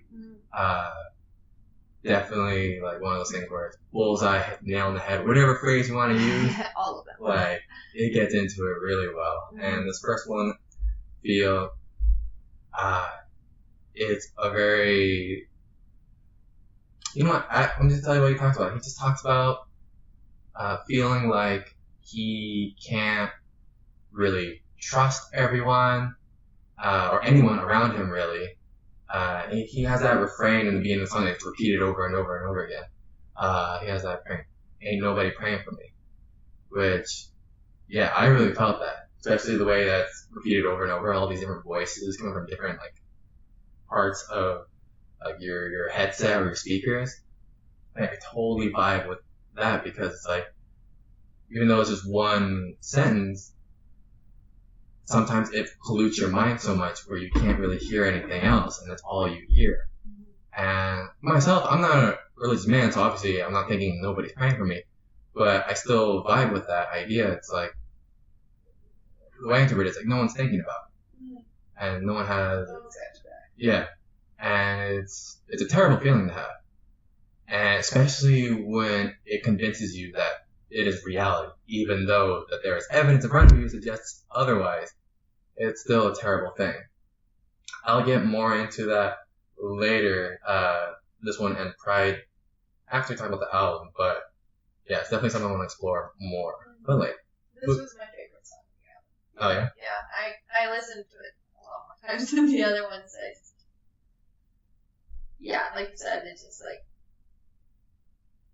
it's something more personal, I guess. It's like all these insecurities that you have, and you're questioning where you're at and where everyone else is at. And, yeah. No, it's really good. I really love it. Alright, next one. Loyalty featuring Rihanna. Apparently this one got a lot of radio play. I know Love did. I didn't know Loyalty did. But that makes sense. It's Rihanna on it. Who doesn't love Rihanna? Rihanna's amazing. But yeah, I love the song just because, I mean, the theme is right there in the title. It's about loyalty. He's asking for your loyalty. Like, do I have the loyalty of my peers, of my family, and all this stuff? And it's something that maybe I realized after listening to this song and album as a whole several times is this is not really a song kind of celebrating the idea of loyalty. Rather, it's kind of highlighting a bit the toxicity behind the idea of loyalty. Like, obviously we should have our friends' backs, but that shouldn't require blind loyalty. It's like, if I have someone's back, it's because, I love them. I'm going to have their back, of course. But what Kendrick and Rihanna are hitting on is like, who are you loyal to? Like, you need to be loyal either to me, Kendrick saying that, like, I need your loyalty. You have my back at all times, no matter what. Because, kind of the idea, you're not with me, you're against me, sort of thing. And you feel those vibes in the song. They don't ever say that directly, but you definitely feel that. So yeah, I really like how this song hits. And of course, Rihanna delivers her lines incredibly well. She has an incredible voice. Yeah. I wish she was making more music. I know she's taking a break for a while, but yeah, she's doing a lot of incredible things, which I'm totally happy for. But I don't want to lose that voice. I want to hear more. But that's alright. Whatever she does, I respect, of course. Man, what did you? Any thoughts on it? I did like this one. I also love Rihanna. And yeah, like you said, it's like an interesting topic of like the expectation that you have, or that people have when you say, "Oh yeah, I have your back," and I feel like it's an interesting like social thing that like even though someone might have had your back a million times, that one time that they couldn't, that's the one you're gonna remember. Yeah. Yeah, that's really like toxic and unhealthy. I thought that it was an interesting topic that we were discussing. Yeah, for sure. No, incredible song. Alright, and the next one is Cry, which I mentioned before. Also, one of those that really stuck with me. It opens with the haunting line, lust is gonna get you killed, but pride's gonna be the death of you and me. And yeah, I definitely felt this more, but feel it still. Pride, ego, like, I know we all have egos, but there have been times where, as well as anyone else, like, you feel like your ego is out of control, it's out of hand, unchecked, and it's just there. And wreaking havoc, doing things you don't want it to do, and you have people telling you like, well, you should really check your ego. And you're like, in the heat of the moment, you're like, nah, fuck you. You know what you're talking about. Then after things have calmed down, you're on your own, and you realize, pride really is going to be the death of me. Because, yeah, a lot of times where it's really easy to do the right thing, except your pride gets in the way. Yeah. And he kind of hints on that. Yeah, I think pride is just like a weird feeling. And it's just so hard to control and like predict when it's gonna come out. Like sadness, like it doesn't make you react. And pride is like you said, like you need to like bring down your ego, and you immediately react. Of course not. I know what I'm doing. And it's like positive feedback of it builds on itself, and it's just it takes too much loops. Yeah. But yeah, he really, the writing on it's really, really well done.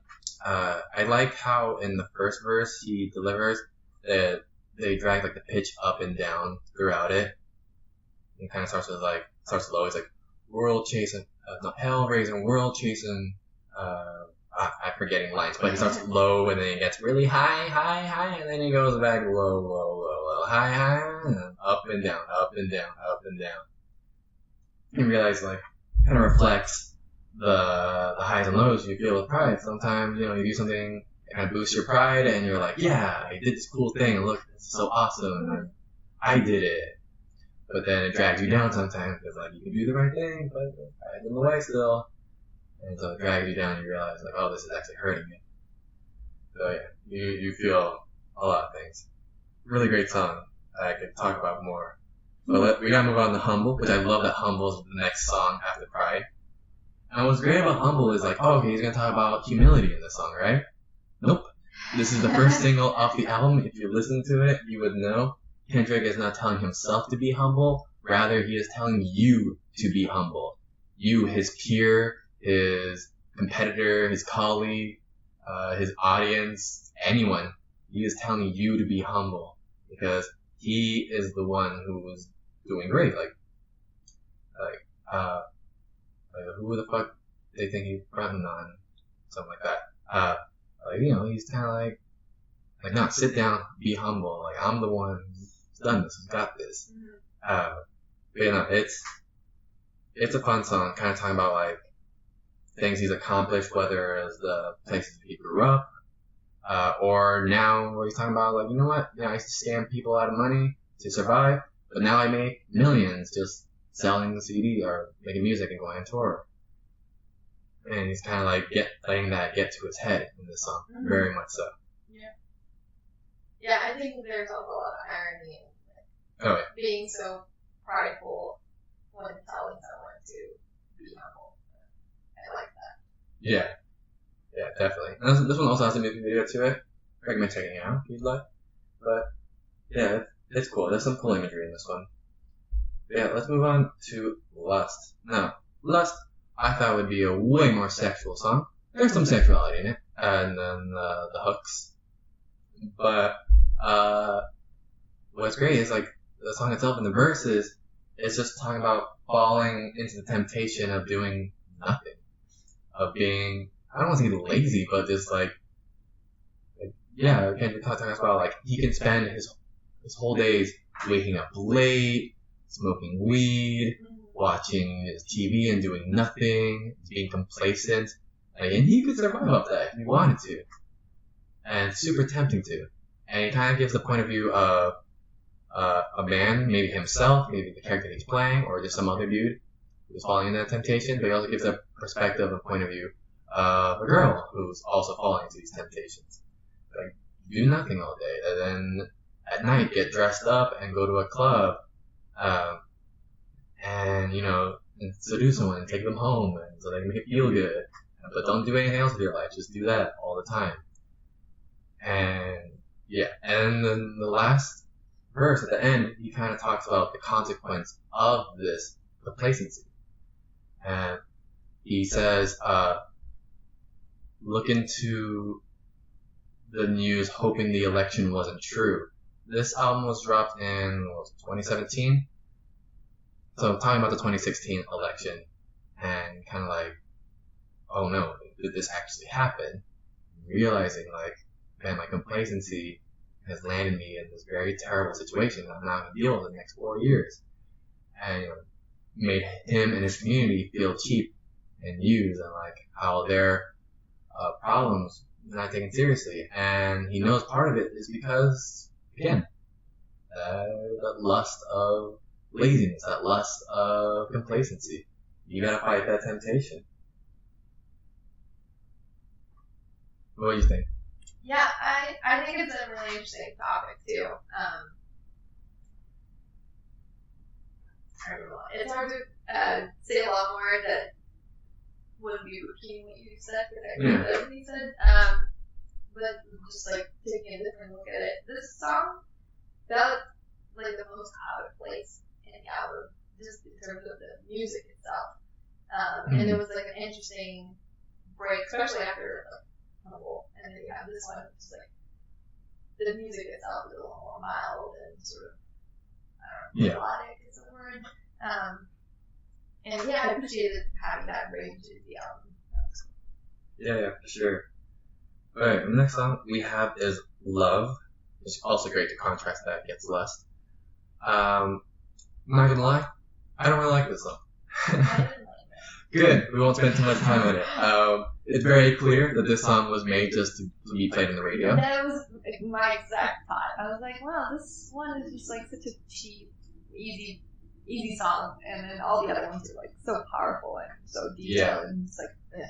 Yeah. It was, when I first heard this song, I was very disappointed. I thought this was all leading to a metaphor or some sort of twist ending. He's pretty good at those things. But then nothing. It's just, he talks about that he's in love. And it's like, don't get me wrong, I'm glad Kendrick's in love. He has a fiance and they're both doing well, and that's awesome to see.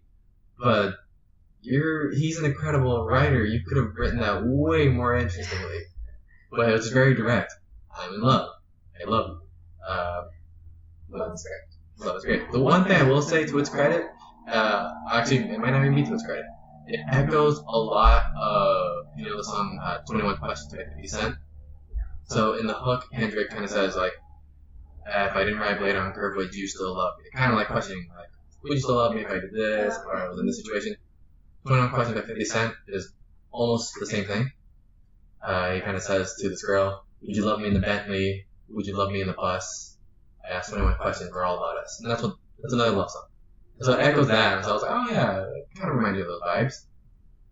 But then there wasn't like an interesting take on it. It was just him echoing that, and I'm just like sitting here like, I'm not happy about this. Kendrick, you can do so much better. Whatever, we're gonna move on, because the next song is phenomenal. XXX featuring U2. The first time I saw the feature, U2, I was like, oh no. I was so worried. I was like, is the second half of the album gonna be just cheap garbage? No, Kendrick, don't tell me you fell off. No, I was so scared when I saw that feature. I haven't heard the song yet, I just saw the feature, and I was just like sweating. I'm like, oh, I don't want to listen to it, but I have to. Luckily, my fears were unfounded. This song is phenomenal. It has 3 separate acts, each representing different X's, and I guess we'll skim through them real quick. The first one is pretty chill. Uses imagery from the Bible, just to talk about how this guy is being taken advantage of and being put in shitty situations. But like, hey, let's just see how he takes it and how he survives. And I think in Kendrick's voice is trying to echo that of the Old Testament God, where he put through people through a lot of shit. And so Kendrick's just like, oh yeah, let's see how nice that feels if I present it in a way like I'm doing this to someone. And the second act is, I want to say my favorite, but it's not. It's like the most upbeat and super cool.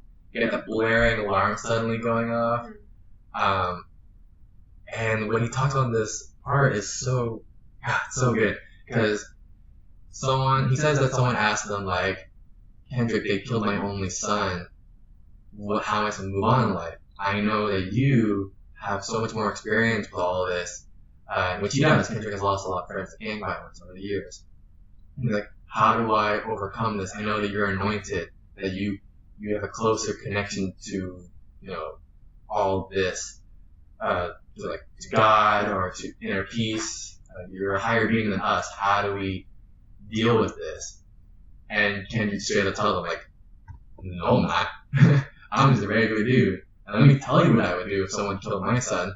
Someone's gonna die. He literally says straight up, like, if someone kills my son, I'm going to kill that person. I don't care if it requires me hanging out at the spot he hangs out for hours on end. If it requires me hanging out at the church he hangs out at, I will kill him there. I don't care if it requires me wherever. I will find him, I will hunt him down. And then walk myself to the court and admit, yeah, I killed this guy. And turn myself in. And very aggressive, very violent. And I just love the honesty of that. And I totally believe it. Like, if you heard someone close to Kendrick, goodbye is what I would say to you. Like, I don't expect you to make it out of that. But yeah, it's the honesty and the such aggressive energy to it was incredible, phenomenal. And that blaring alarm sound is actually, I'm not sure if it is a recording of or if they just remade it in studio, but a lot of convenience stores have that alarm. So like if something gets broken or if someone breaks into it, it has that same sound you get. So he plays that kind of to incentivize like panic and like intensity of the situation. Yeah, and the last X, the one that actually features you two, made me hold my breath. I started hearing his voice, and I was like, oh no. But no, he gives a really cool, like, little hook there. It's not a place. I won't sing the whole thing, but it's really nice. And Kendrick delivers his verse, kind of reflecting on, through a lot of literal use of metaphor, how shitty he feels in the situation he's in this country. It's a country that wraps itself with bombs and blood rather than trying to help people, and like it's unapologetic in that sense. And he's trying to cope with that idea, like, here I am, here my friends and family are trying to struggle to survive in this country. There's so much that can be done, but no, the country would rather focus itself in killing and violence. And yeah, and it kind of contrasts it all together. Yeah, what do you think? I enjoyed the song very much, and yeah, it's just interesting all the different things he talks about, and he allows the feelings of them to come out. It's like there's anger, there's like disappointment, and there's also like pride in his reactions. And yeah, I thought that this was like a really interesting sort of all around, very well fitted for this album song. Just kind of like everything together in this one. And it's interesting because this was actually the first song I listened to when you told me about this album. I hit the shuffle instead of the first one. And I started playing this one. And yeah, this was like just such a cool production too, I thought. Yeah. And yeah, I'm sure a lot of it is, working with you two who are like really into doing weird stuff and trying new things. I like this song very much. Yeah, it's a wonderful song. One thing I feel like I should highlight, in case it wasn't clear already, it feels like it's 3 songs in one. Each part I mentioned has its own like music backing that's completely different than the other ones, and really cool. Definitely check it out. Next one is Fear. Fear has incredible writing. The writing on Fear was so cool. The song basically talked about how Kendrick, his main fears at different points of his life. So he starts off at 7 years old, he moves on to 17, then he moves on to 27. The things he fears at each stage of his life.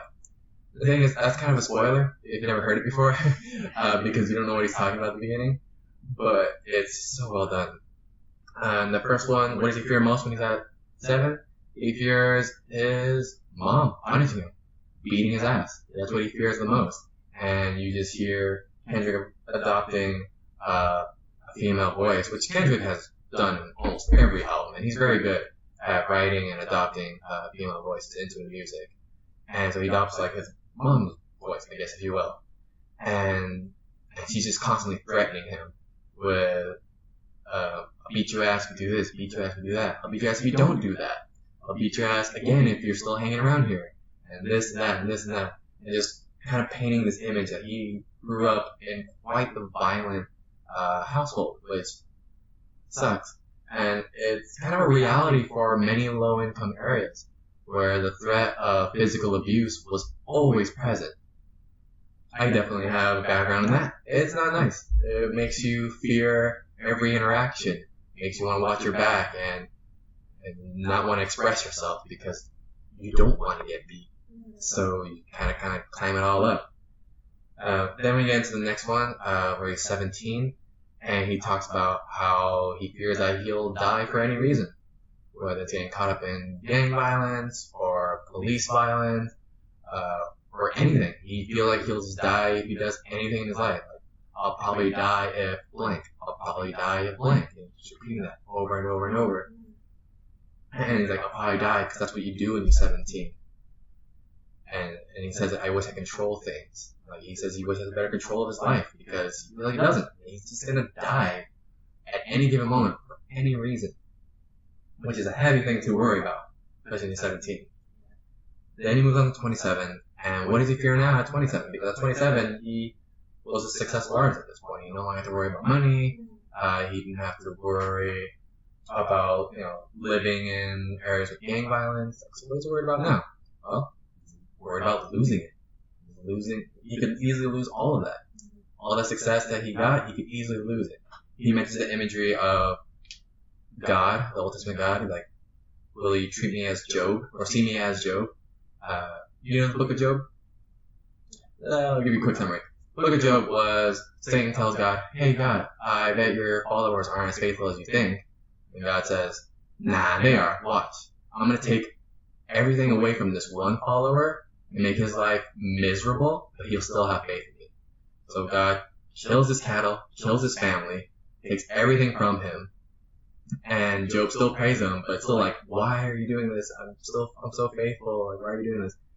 And at the end, he doesn't undo everything, but he finally lets off, and he says, look, see, you still praying me.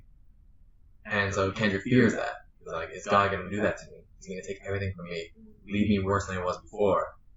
And he fears that, and it's something that plays in his head all the time. I mean, I vibe with all the time. I have not been financially stable since I graduated college, and I worry about that all the time. Even though I've had some success, I'm suddenly in the point where I could free fall at any moment, and that stresses me out a lot. And so I vibe with that. I'm like, oh yeah, I worry about that too.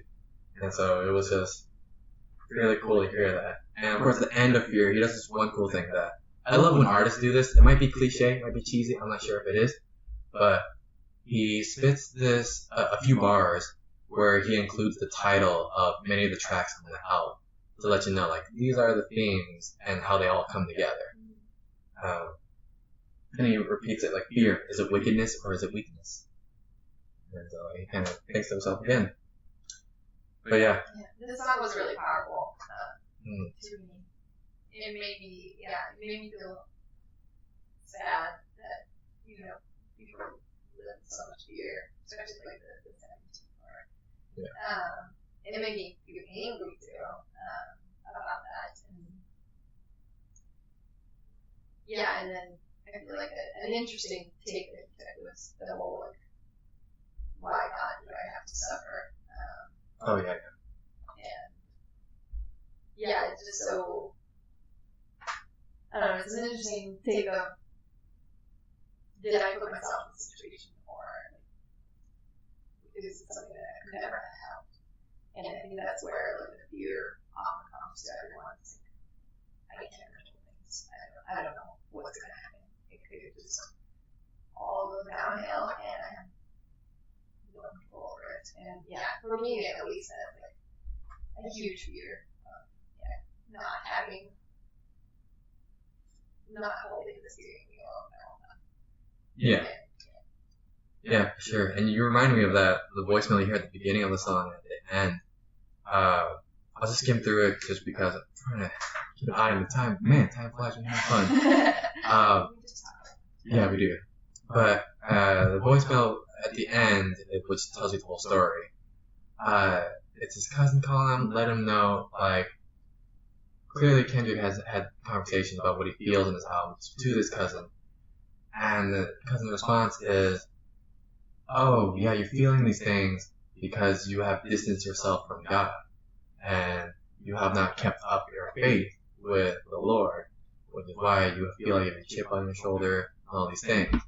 And God is punishing you, not because he doesn't love you or hates you, but he punishes you, he quotes a Bible verse, the same way you would punish a child for doing the wrong thing. You don't hate your child, you're just trying to lead them in the right place, and that's coming from a place of love. And so he tells him that you gotta go back to your faith. Which, I hated hearing that. I absolutely hated hearing the Stockholm Syndrome-esque feeling that he's trying to put out. Nah, it's only getting abusive, leave him. But, I hated hearing that because Kendrick's such a wonderful person, and it's how can you say such a terrible thing to him? And it sucks because there are people out there who really believe that. Anytime you're feeling mental anguish, oh, it's because you didn't follow your faith that well. It's nah, back off. It's he's unwell, he needs help, professional help. But yeah, just him hearing him suggest that. I mean, it fits well with the story presented. I just didn't like it. But overall, fantastic song. But the voicemail does have its ways.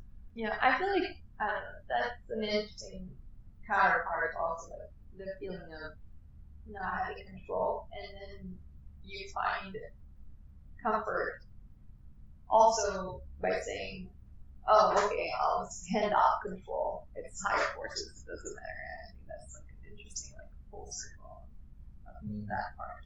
That's a good way of looking at it. I never thought about it that way.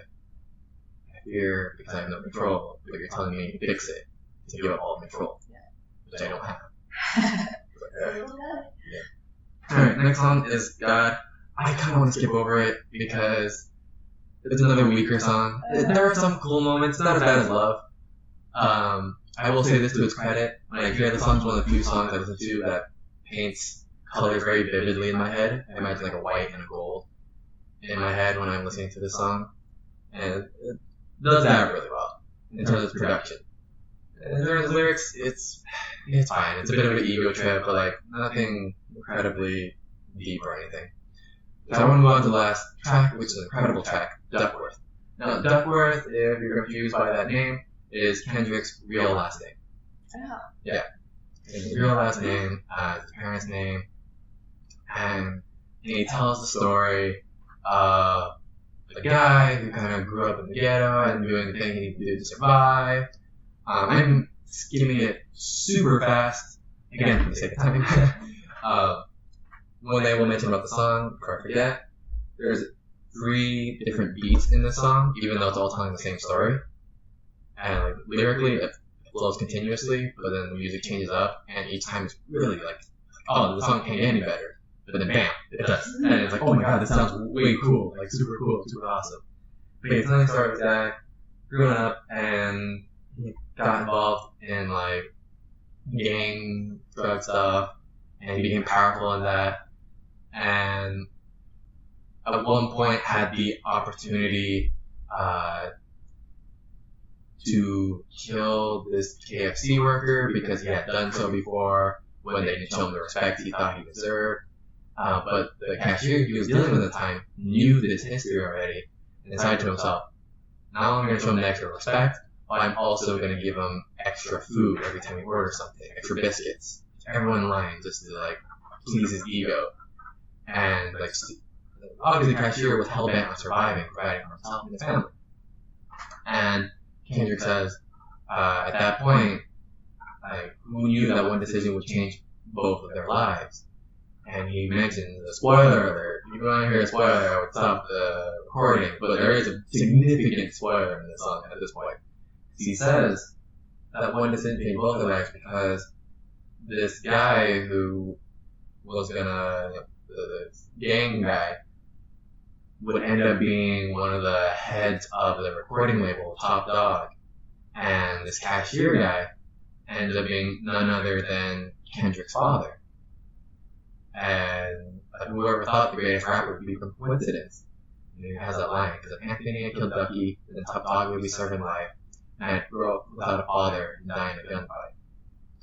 And he's like, because Ducky, Kendrick's father, decided to give him the food, it meant that he could still be involved in his family's life, raising his son, raising him right, and lead to Kendrick in his career, and they met, and who knew that would lead to them meeting back up in the studio again as Kendrick was recording. Like, oh yeah, these two know each other. Yeah.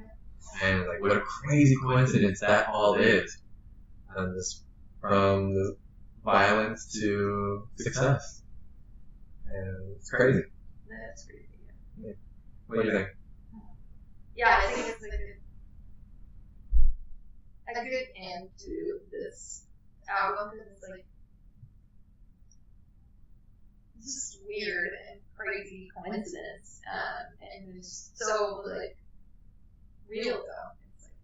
It's like it's like this, and this is what will lead to like all these other feelings. It's like the pride of the guy, and then the lack of pride, and like being humble, and then it turns out that actually, like, you know, the outcome of that was a fuller life that ended up re-entwining with a different dynamic. Yeah, I don't know. It's an interesting song, Yeah, definitely. A great song. And the song ends with a gunshot and then the album being played in reverse super, super fast. And then when it stops going in reverse, it plays the first thing you hear on the album. So I was taking the walk the other day. And, okay, cool, and rewinds. Comes back. So yeah, this album, definitely worth listening to. I do not think it's Kendrick's best work. I think that title goes to Took a Butterfly. But I think it's his work that resonated with me the best. Especially that song, Feel and Pride.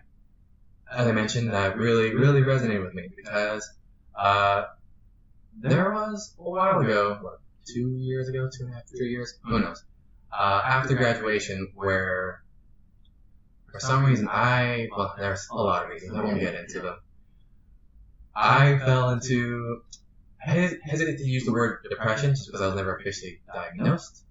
I didn't have the money to go see someone to diagnose me for that, but I'm going to say self-diagnosed depression, and I'll say depression in the future, but just know I mean self-diagnosed. Not to belittle anyone who has been diagnosed and struggling through it. But I fell into it pretty hard, and it really fucked with me. And it was really hard to deal with. And like a year after it started, this album comes out, and it kind of put sense into what I was feeling. All these things. Just especially feel the idea of no one's praying for me. I was so convinced of that, and such an ugly thing to be convinced of.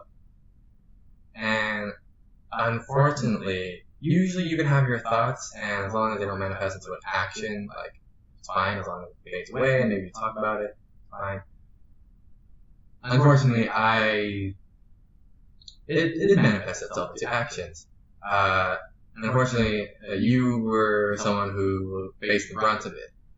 And basically, I had convinced myself that even though you're one of my closest friends, that it was your proximity that made me believe that it actually wasn't there. And that it was never sincere. And it sucked, not because I felt it, but because I told you. And that was my low point. I hit that really, really hard. And it sucked, to put it simply. But then you did something completely unexpected and really cool. And instead of doing what I thought you would have done, which would have been tell me to go fuck myself, which I thought I would have deserved at the time, you showed compassion, understanding, but also a lot of hurt, which I was not expecting. My mind had convinced me, that voice in my head had convinced me that, like, once you realize that she can't use you anymore, she's gonna throw you away, just like everyone else. But you didn't. You stuck around, and it was that moment, like, when you told me that how much it hurt to see this thing that I said to you, that was like, literally like the domino effect. One little action kind of knocked down all of this, I don't want to say logic, but the thoughts in my head that I had built. Like, wait, that doesn't make sense because of this. And wait, and that's not true, that means this not true. And then that chained itself. And so everything fell, and I realized, oh shit, I'm wrong. And oh shit, what did I just do? And realized I had completely fucked up. Like, no nice way of putting it. I fucked up. I said something terrible to you, and I regret it. Like, one of the biggest regrets that I had. And even though I regret it, it did lead to a conversation I needed to have, about being more open, realizing, like, I was not well. Like, I kind of knew I was not well, but I thought it was due to outside forces, and I just need to get rid of those outside influences so I can feel better.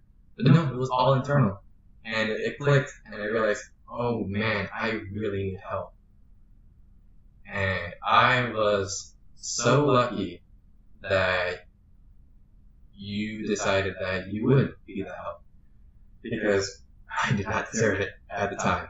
I was really bad. So yeah, songs like Feel and Cry, like, remind me of that time in my life where I was in a really dark place. That voice in my head was so loud and it convinced me that I was so right. You know, it was interesting the other day, like literally like 2 days ago. I was trying to show a friend an old picture, a selfie I took when I was scuba diving in the Great Barrier Reef. I just scrolled through all these photos because it wasn't where I thought it was. So I was scrolling through all these old photos. And, you know, obviously there's pictures of like time at Stanford, friends and whatnot. But you know who I saw the most? You. Like, you were the person that popped up the most. And these memories that I had. And it's so mind-boggling to realize, like, not only was that voice completely wrong, but there was so much evidence that was there that showed me. And, like, how did I not see this? How did I not remember any of this? It was just not present in my head. Because of my pride and my ego and the feelings that I had of, like, of being abandoned and alone. I convinced myself and I was obsessed with those feelings that I had. And I thought, like, how weird. Like, if I had just taken a look at the photos, I would have seen I was so wrong. But I didn't. And I just convinced myself I was right, because I'm always right, and I'm never wrong. I'm infallible. And that voice, you know, I have that friend in my head. Like, he's the only friend I need. I don't need anyone else. It's lonely at the mountaintop, but hey, at least I'm at the mountaintop. Yeah, I think it's definitely a protection mechanism. I do this often, and I often hate myself for doing it, but I also go down the dark rabbit hole of this is the only possible explanation. I'm alone, and everyone else is not looking out for me, and I will feed this beast until it takes over and it, you know, makes me do things that I really shouldn't. And if I do, like, stop and take a deep breath, I'm like, who the hell is this monster? What is it doing in my head? Like, go back to your corner. Like, you don't deserve the light of day. And I think a big struggle with a lot of this is A, of course, beating the monster, but B, the guilt of it. And I just want to tell you that you shouldn't feel guilty about this at all. And it's, you know, it needed to happen, you know, and then now we're on the other side. We made it. We killed the monster. Yeah. And if anything, my biggest regret was not seeing Larky. But yeah, sorry. No worries. And don't blame yourself for not seeing it sooner. Something I've grown to know about myself is I'm really good at hiding when I'm not feeling well. Because, yeah, that moment was actually like the third time in my life as a whole where I hit a really low low that I actually noticed. The thing is, the other 2 times in my life, which I won't get into, I was able to deal with it on my own. Like, once I saw it, I kind of like had to step back, take a break, and be like, alright, figure your way out of this. And I wouldn't fix it per se, but put myself in a position where I could continue living and be okay enough out of it. This is the first time where I realized, like, I can't do this on my own. And yeah, this is something I definitely want to talk more on, because I've had fantastic conversations with other people about how mental health's a bitch sometimes. It's hard to deal with, but how important it is to reach out. And it's actually one of the reasons why I really wanted you on the podcast, because you really are one of the most important people in my life. Yeah. And, you know, and when I say things like, I love you, like, I really do mean that, because I have so much love for you. And you really helped me in a time where I really needed it, and I didn't deserve it, but you still helped me through it anyways. And yeah, so I still remember that low, the conversation that followed. But you also remember the concert.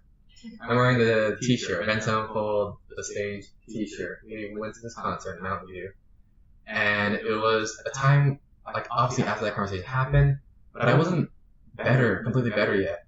I felt kind of broken, empty, I don't know, because I realized I had built so much of who I am based on all these lies that I had in my head, that I had to, like, tear it all down. That included things that were actually good overall. And so I felt like I was starting from scratch again. Felt like I lost my personality for a few months, and I didn't know what to do after that. And so I didn't know how to feel about anything. And I just knew if I don't have any strong feelings about anything, that means I will never hurt her or anyone else the same way I did before. So just be empty for a while and figure things out. And, like, allow yourself to rebuild slowly. But the concert was something I really needed, because, like, it really convinced me reminded me, like, hey, here's evidence that voice was wrong in your head the whole time. Not only, like, do you feel so connected to each other right now, but there's also that fight we were involved in. I won't get into it, but long story short, someone took a swing at you, and before I even realized what was happening, I took a swing at that person, and I didn't realize I had started swinging at that person. And it was so strange to me to realize, like, wow, I still care tremendously about her. Like, that feeling was never gone, I just couldn't find it. But I found it at that very moment. And with that, and the rest of the concert experience, made me realize, like, oh shit, like, I can do this. Like, this will work out. As long as I have her, and I talk to more people about this, and I'm more honest about my feelings, instead of trying to hide and present this facade, as we saw in After Laughter. Like, you know, I can do this. And here we are. Here we are. So thank you. Well, thank you as well for giving me the chance to help you and be still in your life. Of course. It's really important to me. Yeah, you're very important to me as well. Alright, we're getting to it. Let's end this. Okay, so thank you so much for joining me on another episode of the RG Podcast. I hope you enjoyed it. Really hope you listened to After Laughter or Damn, whether you're more of an indie rock person or maybe you're more of a hip hop person. I think listening to both albums will give you unique perspectives that you might not find in other places. So, thank you again. Thank you to Renata. Thank you so much for being our guest. Thank you for coming on. Thank you for sharing you. Yeah, thank you for having me. This was really fun. And thank you for sharing the album with me that I got to listen to. That was great. Absolutely. Alright guys. Have a good one. Take care. Bye.